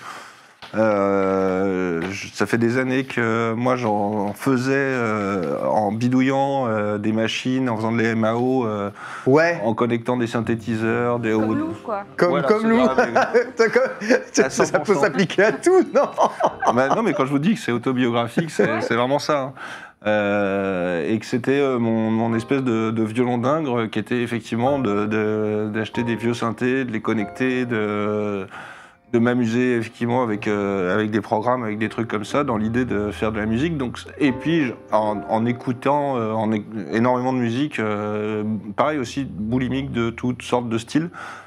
avec quand même justement une base hip-hop, et justement c'est ce qui... Une base hip-hop? Ouais, c'est-à-dire que vraiment à la base, moi j'ai eu un choc dans ma vie en écoutant, j'avais 12-13 ans, De La Soul is Dead, un album de De La Soul, où je trouvais que, j'étais fou de ce truc-là, sans comprendre comment ça fonctionnait du tout, et tout ça, et puis je regardais dans les crédits de pochette, et je vois qu'il y avait un morceau qui était crédité Serge Gainsbourg, donc je comprends pas, et donc là je vais regarder le coup du sample, et là j'ai commencé à comprendre ce truc génial de pouvoir créer du neuf avec du vieux, de sampler, etc.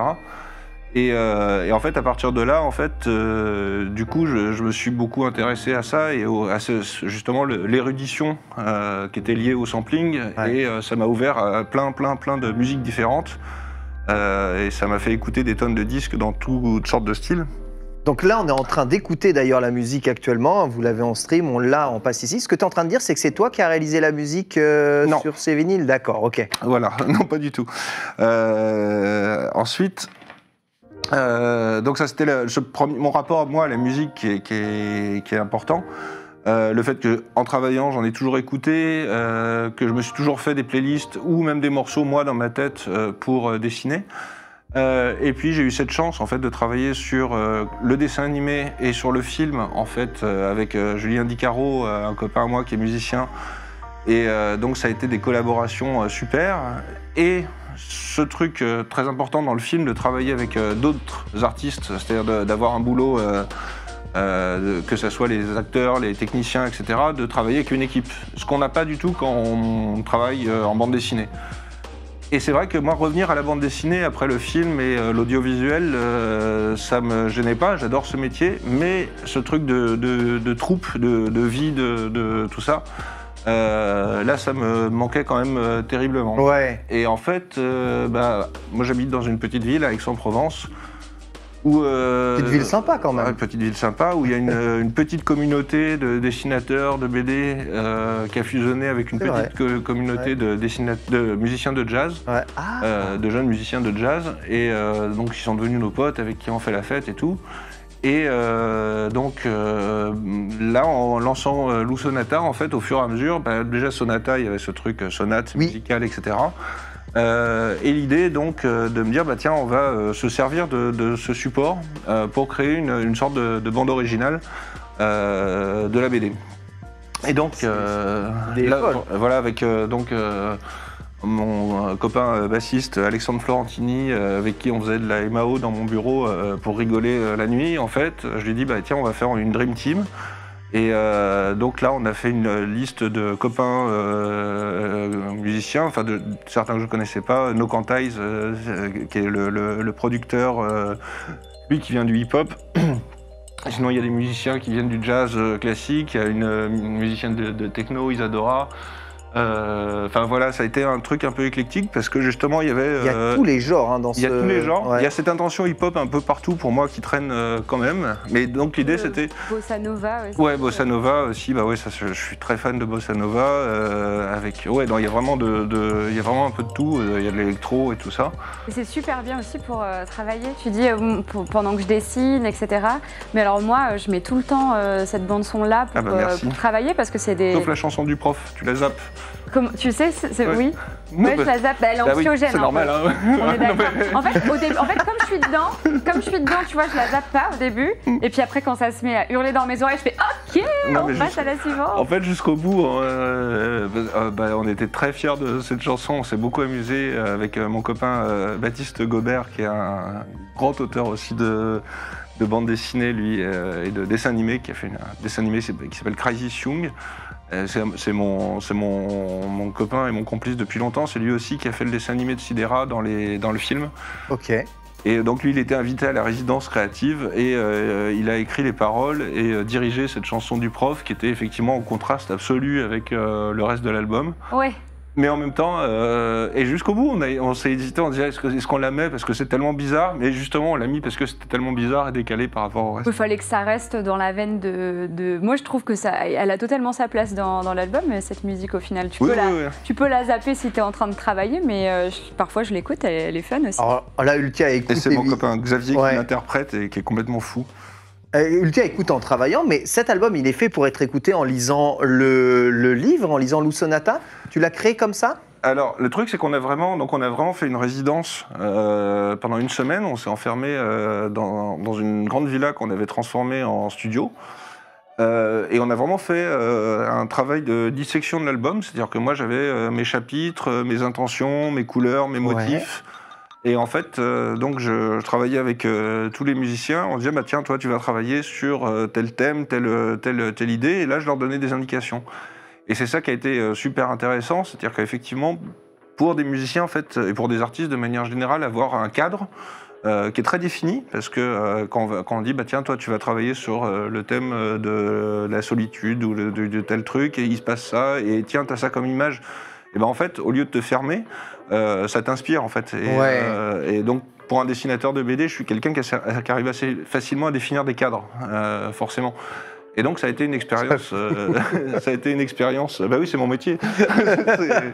Et ça a été une expérience géniale, je pense, pour tous les musiciens. D'ailleurs, à tel point que de cette expérience, on va peut-être faire un label avec les copains. Ah ouais, d'accord, ok. Voilà, on a commencé d'ailleurs un label qui s'appelle Musimagique. Et donc le principe, c'est qu'on va essayer de faire renouveler ce genre d'expérience. Ouais, donc ça t'a vraiment éclaté, quoi. Ah, ça m'a éclaté, c'était vraiment génial. Et de toute façon, on va le réitérer pour le 2. C'est-à-dire qu'en plus, on est très content de voir que ça a bien marché.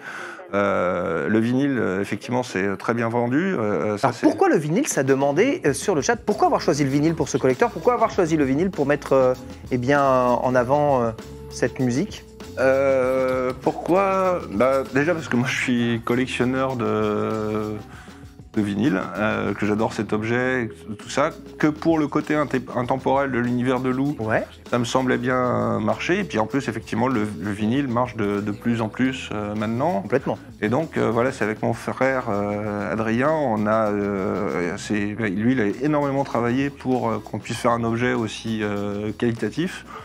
Glénat nous a fait entièrement confiance là-dessus et nous a laissé nous occuper à 100% du produit. Et comme il n'y a aucun produit dérivé quasiment qui est jamais sorti de Lou, je voulais faire en sorte qu'il y ait vraiment un truc chouette, d'où tous les goodies. Voilà, oui, bien sûr. Et voilà, puis en fait, le fait d'avoir un support physique pour la musique, moi, c'est quelque chose qui me plaît. Hein. Moi, j'ai passé des années à télécharger tout ce que je pouvais et tout, jusqu'à l'écran, jusqu'à me dire non mais voilà. Bienvenue au club. Et en fait, finalement, au fur et à mesure, je rachète tout ce que je peux racheter. Et puis voilà, le plaisir de l'objet, c'est cool, quoi. C'est vraiment chouette. N'est-ce pas, Miss Girachi? Ah oui, Je collectionne aussi. Je collectionne tout, pas encore les vinyles, parce que j'ai pas la machine qui va avec. Mais je pense qu'un jour ça va commencer et ça serait catastrophique. On va parler un peu de Lou Sonata maintenant, donc, qui est le nouveau chapitre dans l'histoire de Lou, paru en 2020, si je ne dis pas de bêtises. Tu racontes une toute autre histoire et le début, le lancement de Lou dans sa nouvelle vie d'étudiante. Est-ce que tu peux nous parler du synopsis de Lou Sonata? Qu'est-ce que ça raconte? De quoi il est question dans cette BD? En fait, alors de quoi il est question dans cette BD? Tu veux pas le faire toi, ça? C'est l'autre. J'en ai marre. C'est l'auteur, il sait plus. Si, mais tu me corriges si je me trompe. Ok. Bon, en fait, on rejoint Lou qui commence ses études et puis qui part dans la ville de Tigre, ville qui ressemble drôlement à la ville de Lyon finalement. Ah bon. Ok. Et puis elle part faire ses études. D'ailleurs, on ne sait pas ce que c'est. Qu'est-ce qu'elle étudie? Moi, j'ai jamais compris. Moi non plus. J'ai essayé de comprendre. Ouais, mais ça, c'est très réaliste, par contre. Il y a beaucoup d'étudiants qui ne savent pas ce qu'ils étudient quand ils arrivent en première année d'études, crois-moi. C'est la première fois qu'elle quitte pour de bon sa maman, son petit frère et puis son chat même. Et elle se retrouve vraiment... Non, elle vient avec le chat. Elle vient avec le chat, pardon, je me corrige tout de suite. Elle vient avec le chat, c'est le seul qui la suit. Et puis elle arrive dans cet appartement et puis elle fait des rencontres. Et elle est un peu perdue. Elle ne sait pas trop si ça lui plaît. Si elle va continuer d'aller à la fac ou si elle va juste sécher les cours et rien faire de spécial. Et puis elle se retrouve un petit peu toute seule au final, alors qu'elle fait plein de rencontres. C'est ça. C'est ça, c'est tout à fait ça. Ça raconte vraiment ça raconte la solitude. Alors là aussi, moi, je me suis identifié à l'infini. Ma première année d'étudiant, ça ressemblait à ça. Tout seul dans ma chambre, j'essayais de créer des liens, mais finalement... Voilà, il y a des choses qui passent, tu te retrouves dans une fête avec 2000 personnes et le lendemain, il n'y a plus personne. Ouais, c'est ça. Là, c'est complètement autobiographique aussi. Ça raconte, moi, mes premières années à Aix-en-Provence, même l'appartement dans lequel vit Lou est une espèce de mélange de avec cette mezzaline. Ouais, le mien était beaucoup plus petit que celui de Lou. Celui de Lou, il est très fonctionnel cet appartement. J'avoue, c'est clair. Le comptoir en plein milieu de la pièce. C'est clair. Quand je l'ai vu, je me suis dit comment elle fait Qui à a designé ça? En fait, c'est moi. Mais en fait, justement, alors le mien était pas comme ça, mais en fait, ce qui est drôle, moi, j'aime beaucoup les lieux de bande dessinée. C'est pour ça que j'aime bien faire la page de la cabane dans le tome 7 où on voit tout l'endroit. J'ai dit à chaque fois la villa du tome 4 aussi, je l'ai designé. J'adore. Je l'ai décortiqué pendant des minutes cette cool. page. Pareil. Et en fait, à chaque fois, je conçois, mais vraiment, ça me prend beaucoup de temps. Les décors vraiment comme une scène de théâtre, c'est-à-dire que c'est vraiment des trucs qui sont, c'est pas fait pour la vraie vie, c'est-à-dire que et en fait c'est vraiment fait pour avoir une circulation gauche-droite, avoir une Ah ouais. Et pour moi effectivement c'est en plus cet appartement mais tout contre les murs ça avait pas de sens du coup. Voilà, et on le retrouve vraiment. Alors ensuite voilà, si c'est pas par hasard s'il y a deux fenêtres qui donnent là et là, enfin tout. Rien n'est laissé au hasard pour qu'il y ait cette espèce de petit trou un peu cosy, tout ça. Et vraiment, ensuite, c'est vraiment quelque chose que j'adore faire. Et puis là, j'aime bien aussi qu'on le retrouve plusieurs fois, à plusieurs moments dans l'album, avec des configurations différentes. Donc, des fois complètement vide, des fois avec la fête, avec tous ses copains. Et, c'est toujours un plaisir de faire les lieux. Pourquoi tu as nommé du coup ce nouvel album Sonata? Sonata, parce que effectivement, je voulais quelque chose qui soit musical. Et en fait, en vrai, je voulais quelque chose qui, comme j'avais défini première saison et tout, et je voulais quelque chose qui claque comme Dragon Ball Super, Naruto Shippuden, tu vois. Je me disais, il faut trouver un mot. Et Sonata, ça, c'est super bien trouvé. Pour Dragon Ball Super, c'est moyen comme. Non, mais tu vois, je voulais un truc qui aussi un truc qu'on puisse coller à Lou et qui. Ah mais Lou Shippuden. Voilà, Lou Shippuden, c'était. Lou les voyages. Voilà. Incroyable, oui, j'avoue, ça marche vraiment très très bien. Et effectivement, la ville de Tigre, effectivement, c'est moi, il y a 2 ans, ma fille est partie faire ses études dans une ville qui s'appelle Lyon, avec un Y, d'où voilà la connexion. Rapport, ouais. Voilà. Et là, tu nous parles de ta fille. Et en fait, au début, quand tu as créé Lou, ta fille, elle était trop jeune pour ressembler à Lou. Et au fur et à mesure que Lou a grandi et qu'elle a gagné en maturité, est-ce que tu t'es inspirée de ta fille? Là, je peux pas le nier que là, sur les derniers albums, oui, en fait, il y a eu un moment où elle a commencé à rattraper Lou. Quand Maya a commencé à avoir des lunettes, Lou s'est mis à avoir des lunettes.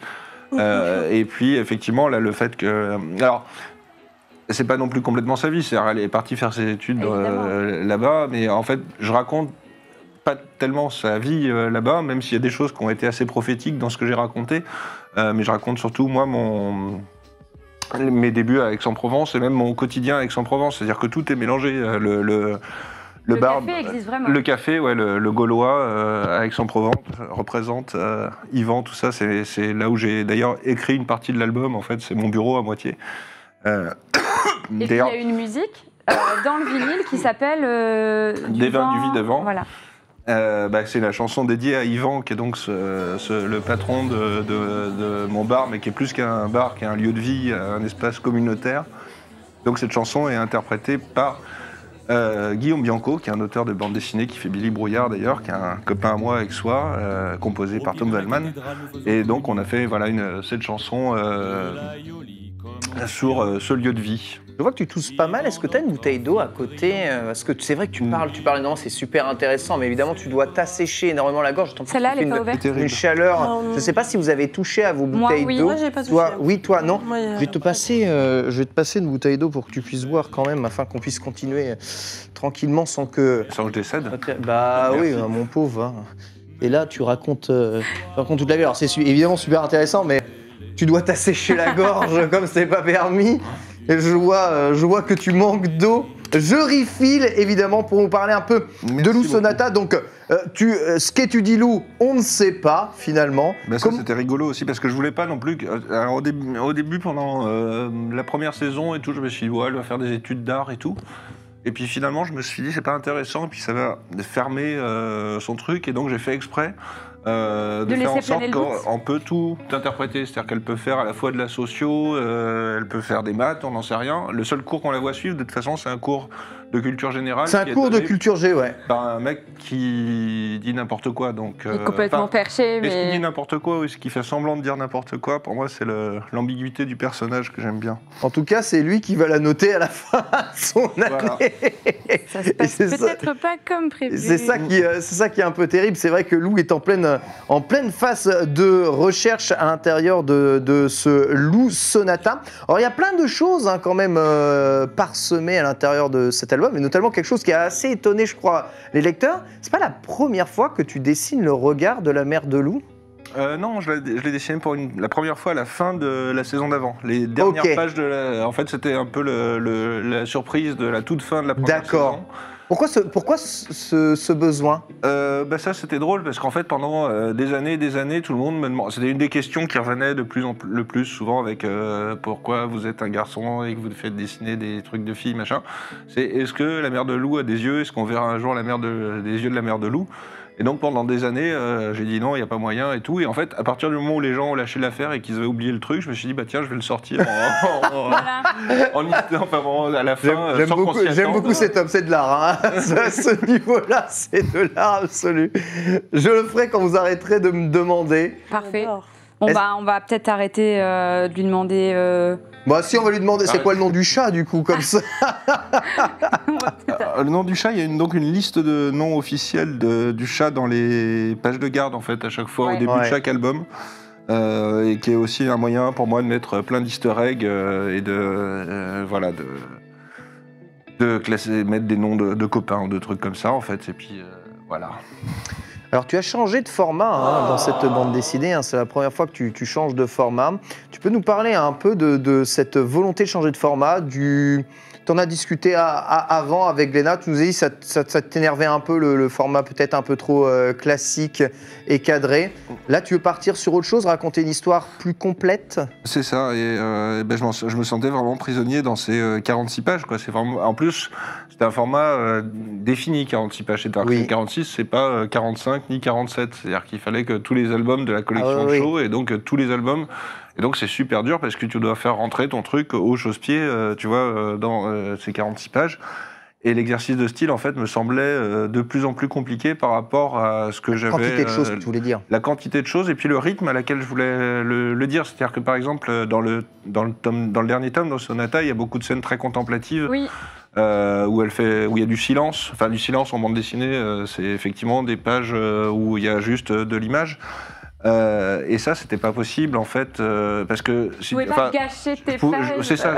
Tu peux le faire dans un album de 46 pages. Tu peux te faire une page de silence, mais ça te fait un 47e de ton. Une page en moins. Voilà, une page en moins. Oui. C'est énorme en fait. Et donc moi justement, comme j'aime bien cette bande dessinée un petit peu contemplative, effectivement Yotsuba, Taniguchi ou des choses comme ça, L'homme qui marche, où il y a effectivement, on prend le temps. De dilater les choses, en fait, ce changement de format, pour moi, il était hyper important. Et puis de sortir effectivement du gaufrier, le gaufrier qui est le type de découpage en bande très classique de bande dessinée franco-belge, où là j'ai un découpage qui est pour moi beaucoup plus contemporain et proche de ce qu'il peut y avoir en manga ou en comics, en fait. Dans le chat, il parle de roman graphique, tu dirais que c'est un roman graphique, Lou Sonata? Je sais pas, pour moi, ce truc de roman graphique, c'est une grosse bande dessinée, en fait. Oui, c'est une BD. C'est-à-dire que les appellations précises de ce que sont, c'est vrai, mais même les appellations de ce que sont un manga, un comics, une bande dessinée, un roman graphique... Pour toi, c'est pas clair? C'est des appellations. Pour moi, je fais de la grosse bande dessinée. Enfin, j'en sais rien. En fait, je fais des livres, en fait. Je sais pas s'il y a vraiment besoin de... Mais oui, c'est de mettre tout dans des catégories. Ouais. C'est ça. De mettre un nom dessus. Moi, j'ai une question. Lou, elle part étudier du coup dans cette ville de Tigre et en fait, elle rencontre plein de gens, des amis. Elle va en boîte, sur une péniche, etc. Et au final, c'est la solitude qui domine beaucoup dans cet opus. Et pourquoi ? C'est encore une fois, c'est toujours ce truc autobiographique où à chaque fois je fais état d'expériences que j'ai vécues.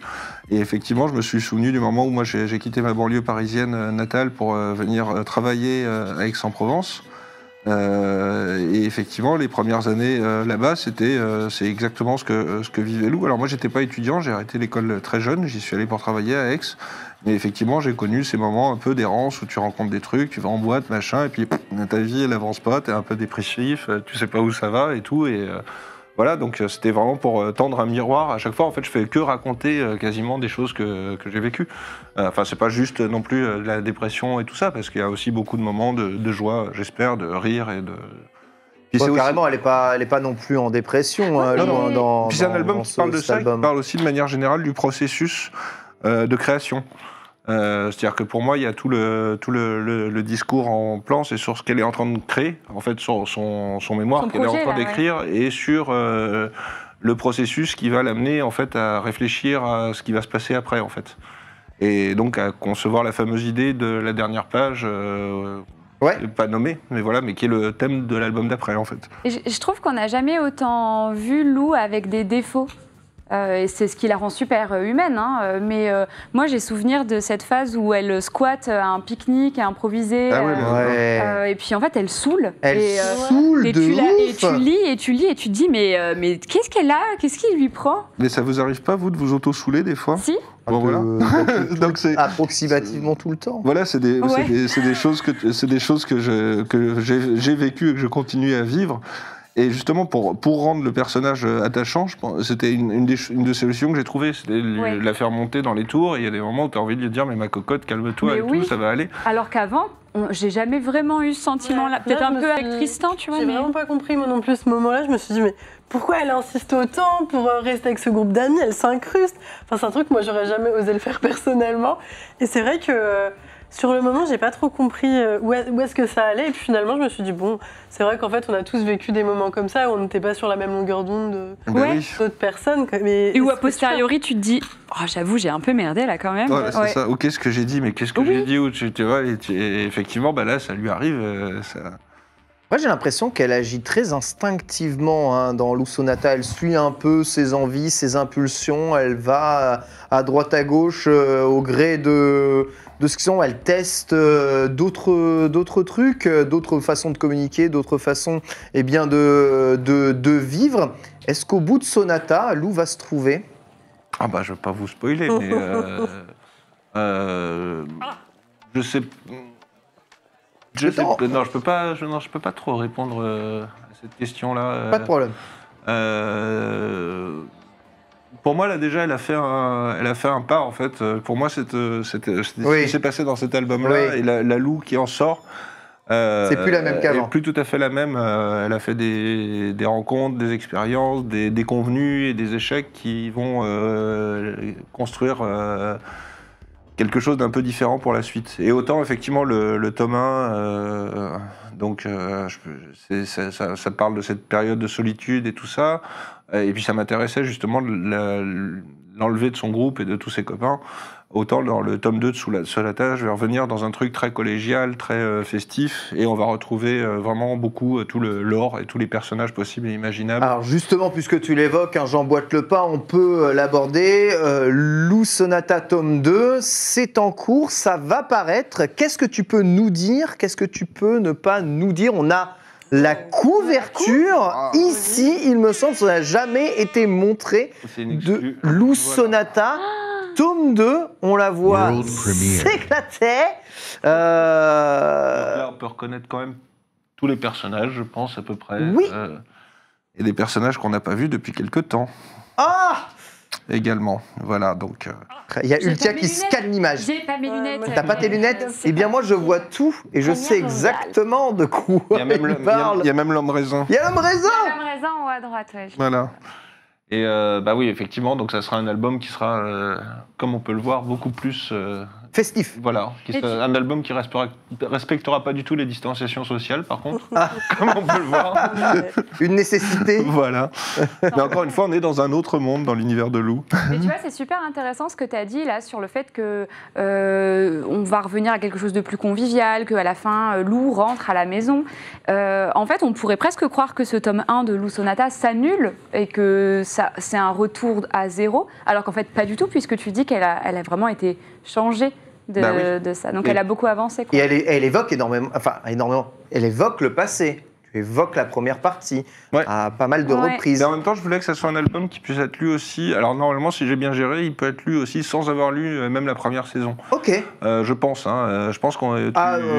Elle est trop stylée. Alors, pour te dire, moi, j'ai lu Sonata sans avoir lu la première saison. Hein. Bah, voilà. Et aucun problème. Il y a eu des trucs qui t'ont échappé, je pense. Quand oui, même, hein. mais j'avais Marina avec moi. Et elle m'a mis un peu eh bien, rafraîchi, mais rien qui n'empêche la compréhension du truc.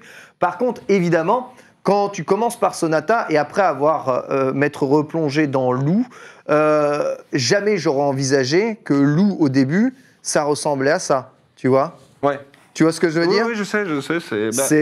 J'ai lu un truc qui n'a rien à voir. Ouais, et puis même, je pense qu'il y a beaucoup de gens qui vont pas forcément lire Lou ou aller vers Lou parce qu'ils s'arrêtent à la couverture du tome 1.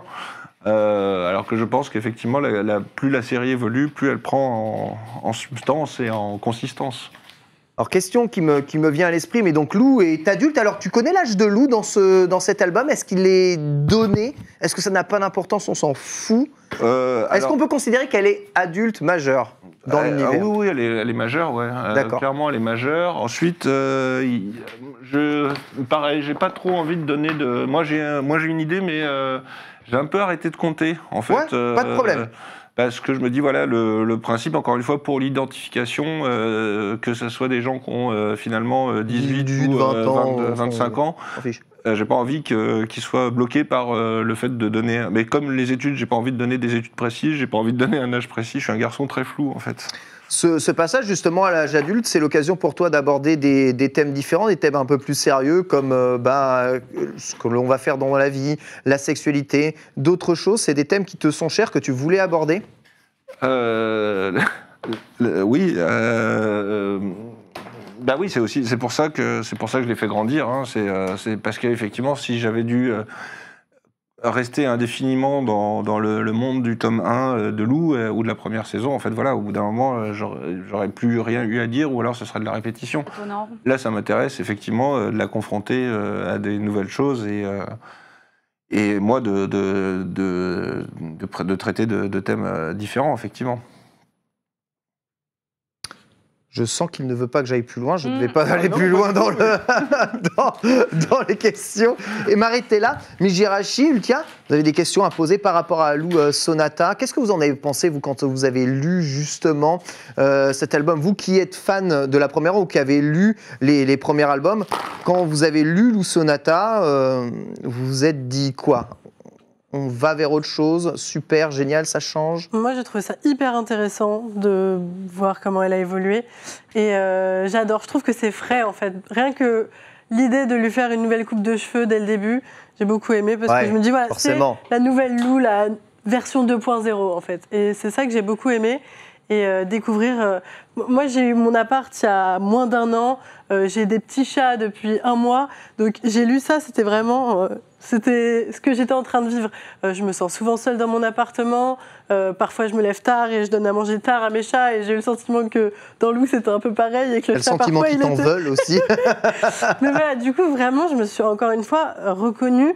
Et ça me fait plaisir, en fait, de me dire, ben voilà, quand j'étais jeune, déjà, je me reconnaissais dans Lou. Et là, j'ai évolué avec elle et je me reconnais encore une fois énormément. Et parler de la solitude, ça m'a vraiment intéressée parce que c'est le gros problème que j'ai dans mon appartement. Des afters où elle ramène plein de gens et le lendemain, elle range pendant des heures. C'est mon gros problème du moment. Donc voilà, c'est vraiment plein de choses comme ça qui m'ont fait rire et qui m'ont fait penser à moi. Et je trouve que tout est juste, en fait. Et c'est vraiment... Comme tu disais, il ne se passe pas des choses incroyables, il n'y a pas des grands méchants ou quoi, mais je trouve que parler de la vraie vie, souvent, c'est la chose la plus qui nous touche le plus, en fait. Et c'est pour ça que j'ai beaucoup aimé ce nouveau tome. Je trouve qu'il se passe des choses, des choses très importantes quand même, moi, Oui, dans ce tome 1. Ultia. Et moi, c'est la première fois que je me suis pas reconnue dans une BD Lou, mais c'était pas grave parce que je l'aimais quand même. J'ai beaucoup apprécié l'histoire à côté de ça, mais j'ai eu de la chance ou pas, en fait. D'ailleurs, mais moi, comme j'ai toujours su ce que je voulais faire, que j'ai fait quelque chose de très terre à terre et voilà, je me suis beaucoup cantonnée à mon truc. Il y a plein de problématiques qui ont été soulevées auxquelles je n'ai pas été vraiment confrontée, si ce n'est le moment de elle saouler. Là, je me suis dit, oh, mais toi aussi, tu saoules comme ça, mais franchement. Mais... J'ai crié sur la BD. Hein. Mais qu'est-ce qu'elle fait? Mais ça n'arrête pas, plusieurs cases en plus. Mais qu'est-ce que tu fais? Mais moi aussi, j'ai fait des trucs comme ça. Ce qui est chouette, c'est que moi-même, en le faisant, effectivement, elle m'énervait. Pour moi, c'était super dur de faire ce truc-là et tout. Et c'est le truc. Ouais. Mais je suis pas mécontent d'avoir fait ça parce qu'effectivement, ça interpelle et le personnage sort d'un côté un peu lisse. Mais c'est ça qui vient avec Lou, en fait, parce que déjà, tu vois, dès le début, en fait, tu voulais faire une petite fille pour que ça puisse parler, enfin, quoi, aussi aux petites filles, mais pas que. Et puis, jusqu'au bout, en fait, tu lui as donné des défauts, tu lui as donné un caractère. Parfois, on l'aime pas dans ses choix, mais en fait, au final, on la conforte souvent puisque ça fait d'elle ce qu'elle est aujourd'hui, tout ce qui la constitue, tout ce qu'elle fait, etc. Donc, je trouve ça super intéressant. Mais bon, voilà, pour une fois, je me suis pas trop reconnue, surtout que quand je l'ai lu, j'avais déjà mon travail, j'étais en CDI dans un appartement un peu plus grand, etc. Donc voilà, on n'a pas trop vécu la même chose à ce moment-là, mais j'ai quand même adoré l'histoire, bien sûr. T'en as eu 1 sur 2, du coup. Ouais. T'en as 1 sur 2 qui s'est reconnue. Moi, j'ai revu mon passé d'adolescent, évidemment, dans toutes ces histoires, mais c'est vrai que Lou a pas mal évolué. Prévu pour quand, ce volume 2? Je ne sais pas exactement, mais je pense que c'est pour 2022. Cette année? Cette année, ouais. Fin de l'année. Fin de l'année? Ouais. Il sortira aussi avec un album musical? Oui, tout à fait. Oh, sérieux? C'est top, ça. Et la connexion avec la musique sera encore plus intime dans le deuxième, en fait. Le lien avec la musique sera encore plus intrinsèque. Ah ouais. Parce qu'effectivement, c'était un peu un test de sortir la BO du premier. Et comme effectivement, il y a eu un très bon retour, et je vous dis que ça a été, pour moi et pour toute la troupe de musiciens, ça a été un bonheur terrible. Donc on n'a qu'une seule envie, c'est de continuer. Et puis en plus, moi, ça m'inspire au niveau scénario, en fait. De ta BD, ouais. Tu dis que Lou, tu veux pas rentrer Lou dans une époque, voilà, tu évites de rentrer Lou dans une époque, mais est-ce que tu dirais que le personnage de Lou aujourd'hui dans Lou Sonata, c'est un personnage moderne, contemporain, de notre époque? Non, je pense pas. Je pense que c'est vraiment pas mon rôle, si tu veux. Par exemple, les Cahiers d'Esther de Riyad Satouf, c'est vraiment une chronique précise de son époque. C'est vraiment une chronique de 2022 et du moment. Moi, j'essaye de faire quelque chose de plus intemporel possible. Alors, c'est super que ça parle aux lecteurs de notre époque, mais j'aimerais bien que ça continue à plaire de la même façon. Aux lecteurs de toutes les époques. Voilà, c'est ça. C'est vraiment une espèce de gros... Enfin, c'est un peu le même travail que sur le fait de ne pas dire ses études. C'est-à-dire que j'essaie d'aménager beaucoup de zones de flou et de travailler que sur l'essentiel des choses, en fait, et de ne pas marquer. C'est pour ça qu'il y a, encore une fois, pas de référence culturelle, le moins possible. Et voilà, donc... et puis, c'est vraiment un talent, je pense, de chroniquer une époque, et c'est pas un talent que j'ai, je pense. D'accord. Voilà. Pas quelque chose auquel tu veux évidemment t'identifier. Quand on s'intéresse à autant de choses, qu'en plus on publie une œuvre à succès, quand est-ce qu'on trouve encore le temps de s'occuper de sa famille, de profiter de la vie? Tu as trouvé ton équilibre aujourd'hui entre travail et temps libre? Ah oui. Oui, même si effectivement le temps libre, il y a justement les loisirs, les copains et tout ça, des fois il faut se raisonner, parce que quand t'es auteur et t'es ton propre patron, t'as pas d'horaire, tu dois travailler au moment au moment, enfin, tu as quand même des deadlines, etc. Mais voilà. Habitué avec le temps. Oui, mais je continue à paniquer en fait à chaque fois au moment des deadlines. Il faut beaucoup d'énergie. Tu as encore cette énergie-là? Oui, quand même. Je suis pas si vieux. Je dis pas ça. Je dis pas ça, hein. C'est juste que parfois, par lassitude, ça fait combien? 15 ans que tu es sur Lou? 15 ans? Ouais, ça fait 15 ans sur une œuvre qui a beaucoup évolué, certes. C'est peut-être plusieurs œuvres, c'est pour ça, ouais. Et puis bon, j'ai fait d'autres choses entre-temps. Encore une fois, j'ai fait le film, j'ai fait 2 autres albums chez Gallimard, hors Lou, Le Viandier de Polpette. Excusez-moi, mon camarade Olivier c'est vraiment du... Tu dis, j'ai travaillé encore plus. et j'ai 2 enfants. Oui, c'est ça. Et d'ailleurs, Fulgore, c'est ton fils. Oui, tout à fait. Et oui. En vrai, il s'appelle Phileas. Oui, j'imagine qu'il s'appelle. Mais si, effectivement, c'est à 100% mon fils. Quand il est né dans la BD, il est né dans la vraie vie, en fait. Donc, effectivement, c'est lui. Un grand joueur de Smash. Un grand joueur de Smash. C'est vrai, voilà, ça fait bip, Smash Bros, évidemment, qui aurait pu être prévu. On arrive quasiment à la fin de cette émission. C'est incroyable, les 2 heures sont passées à une vitesse phénoménale. Désolé de t'avoir, évidemment, inondé de questions comme ça. Mais c'est parfait. J'ai quand même l'impression que parler un peu aussi de ton univers, et tu imagines même pas le nombre de messages à la fois positifs et extrêmement bienveillants que tu peux recevoir actuellement dans le chat, avec évidemment des gens très émus de voir Lou continuer, de voir l'arrivée du prochain volume et de l'attendre cette année. C'est vraiment une œuvre, je ne me doutais pas de ça, moi, avant qu'on m'en parle, avant que Marina m'en parle, qu'il y ait une telle implication émotionnelle avec une œuvre comme Lou. Vous direz... Enfin, je sais pas, je prends l'exemple de Zep, mais vous pensez qu'il y a des gens qui sont comme ça aussi sur Titeuf, en mode avec une véritable implication émotionnelle? C'est pas comparable parce que je pense qu'il est resté sur ce format dont tu parlais au tout début, qui était le 45 pages couleur, c'est ça, 46? Oui, même s'il fait des albums longs maintenant, mais qui reste dans le cadre du 46 pages couleur. Mais c'est vrai que Titeuf grandit pas, le personnage grandit pas. Oui, il grandit pas. Mais par contre, moi je trouve que Zep aborde quand même des thématiques très différentes. Mais c'est effectivement, c'est pas comparable en fait. C'est pas comparable parce qu'effectivement, moi j'ai ce truc avec les lecteurs qui ont vraiment grandi et elle a grandi avec elle, donc les problématiques changent, etc. Titeuf, effectivement, je pense que au-delà de 15-16 ans, tu t'identifies moins au personnage, ou alors c'est chelou, quoi. C'est vrai. Peux-tu nous remontrer du coup les dessins que tu as réalisés sur à la fois la première partie de Lou, voilà, ces dessins sont à gagner ici dans le chat, mais aussi sur les pochettes de vinyle. Il me semble que tu as gribouillé aussi sur les pochettes vinyle. Donc voilà, en tapant le code Lou dans le chat, vous participez à une loterie. Tout simplement. Il y aura 3 gagnants pour les 3 dessins. Wow. Ah ouais, on n'avait pas vu. Ouais, magnifique.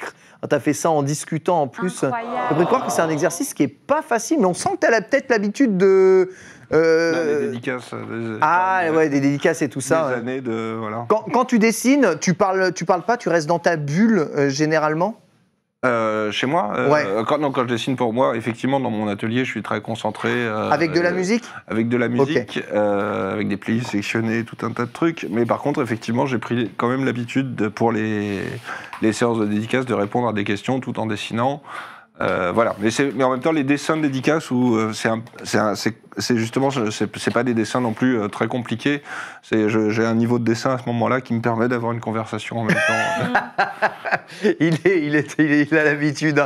Il y a de la bouteille quand même juste derrière. Merci évidemment à tous de nous avoir suivis. On va tirer dans quelques instants les 3 gagnants dans le chat. Merci beaucoup Julien d'avoir répondu à toutes mes questions. Merci Mijirachi, merci beaucoup Ultia d'avoir été avec moi. On rappelle que Lou Première saison regroupant les 8 premiers albums de Lou est d'ores et déjà disponible, voilà, dans toutes les bonnes librairies qui se respectent, bien entendu.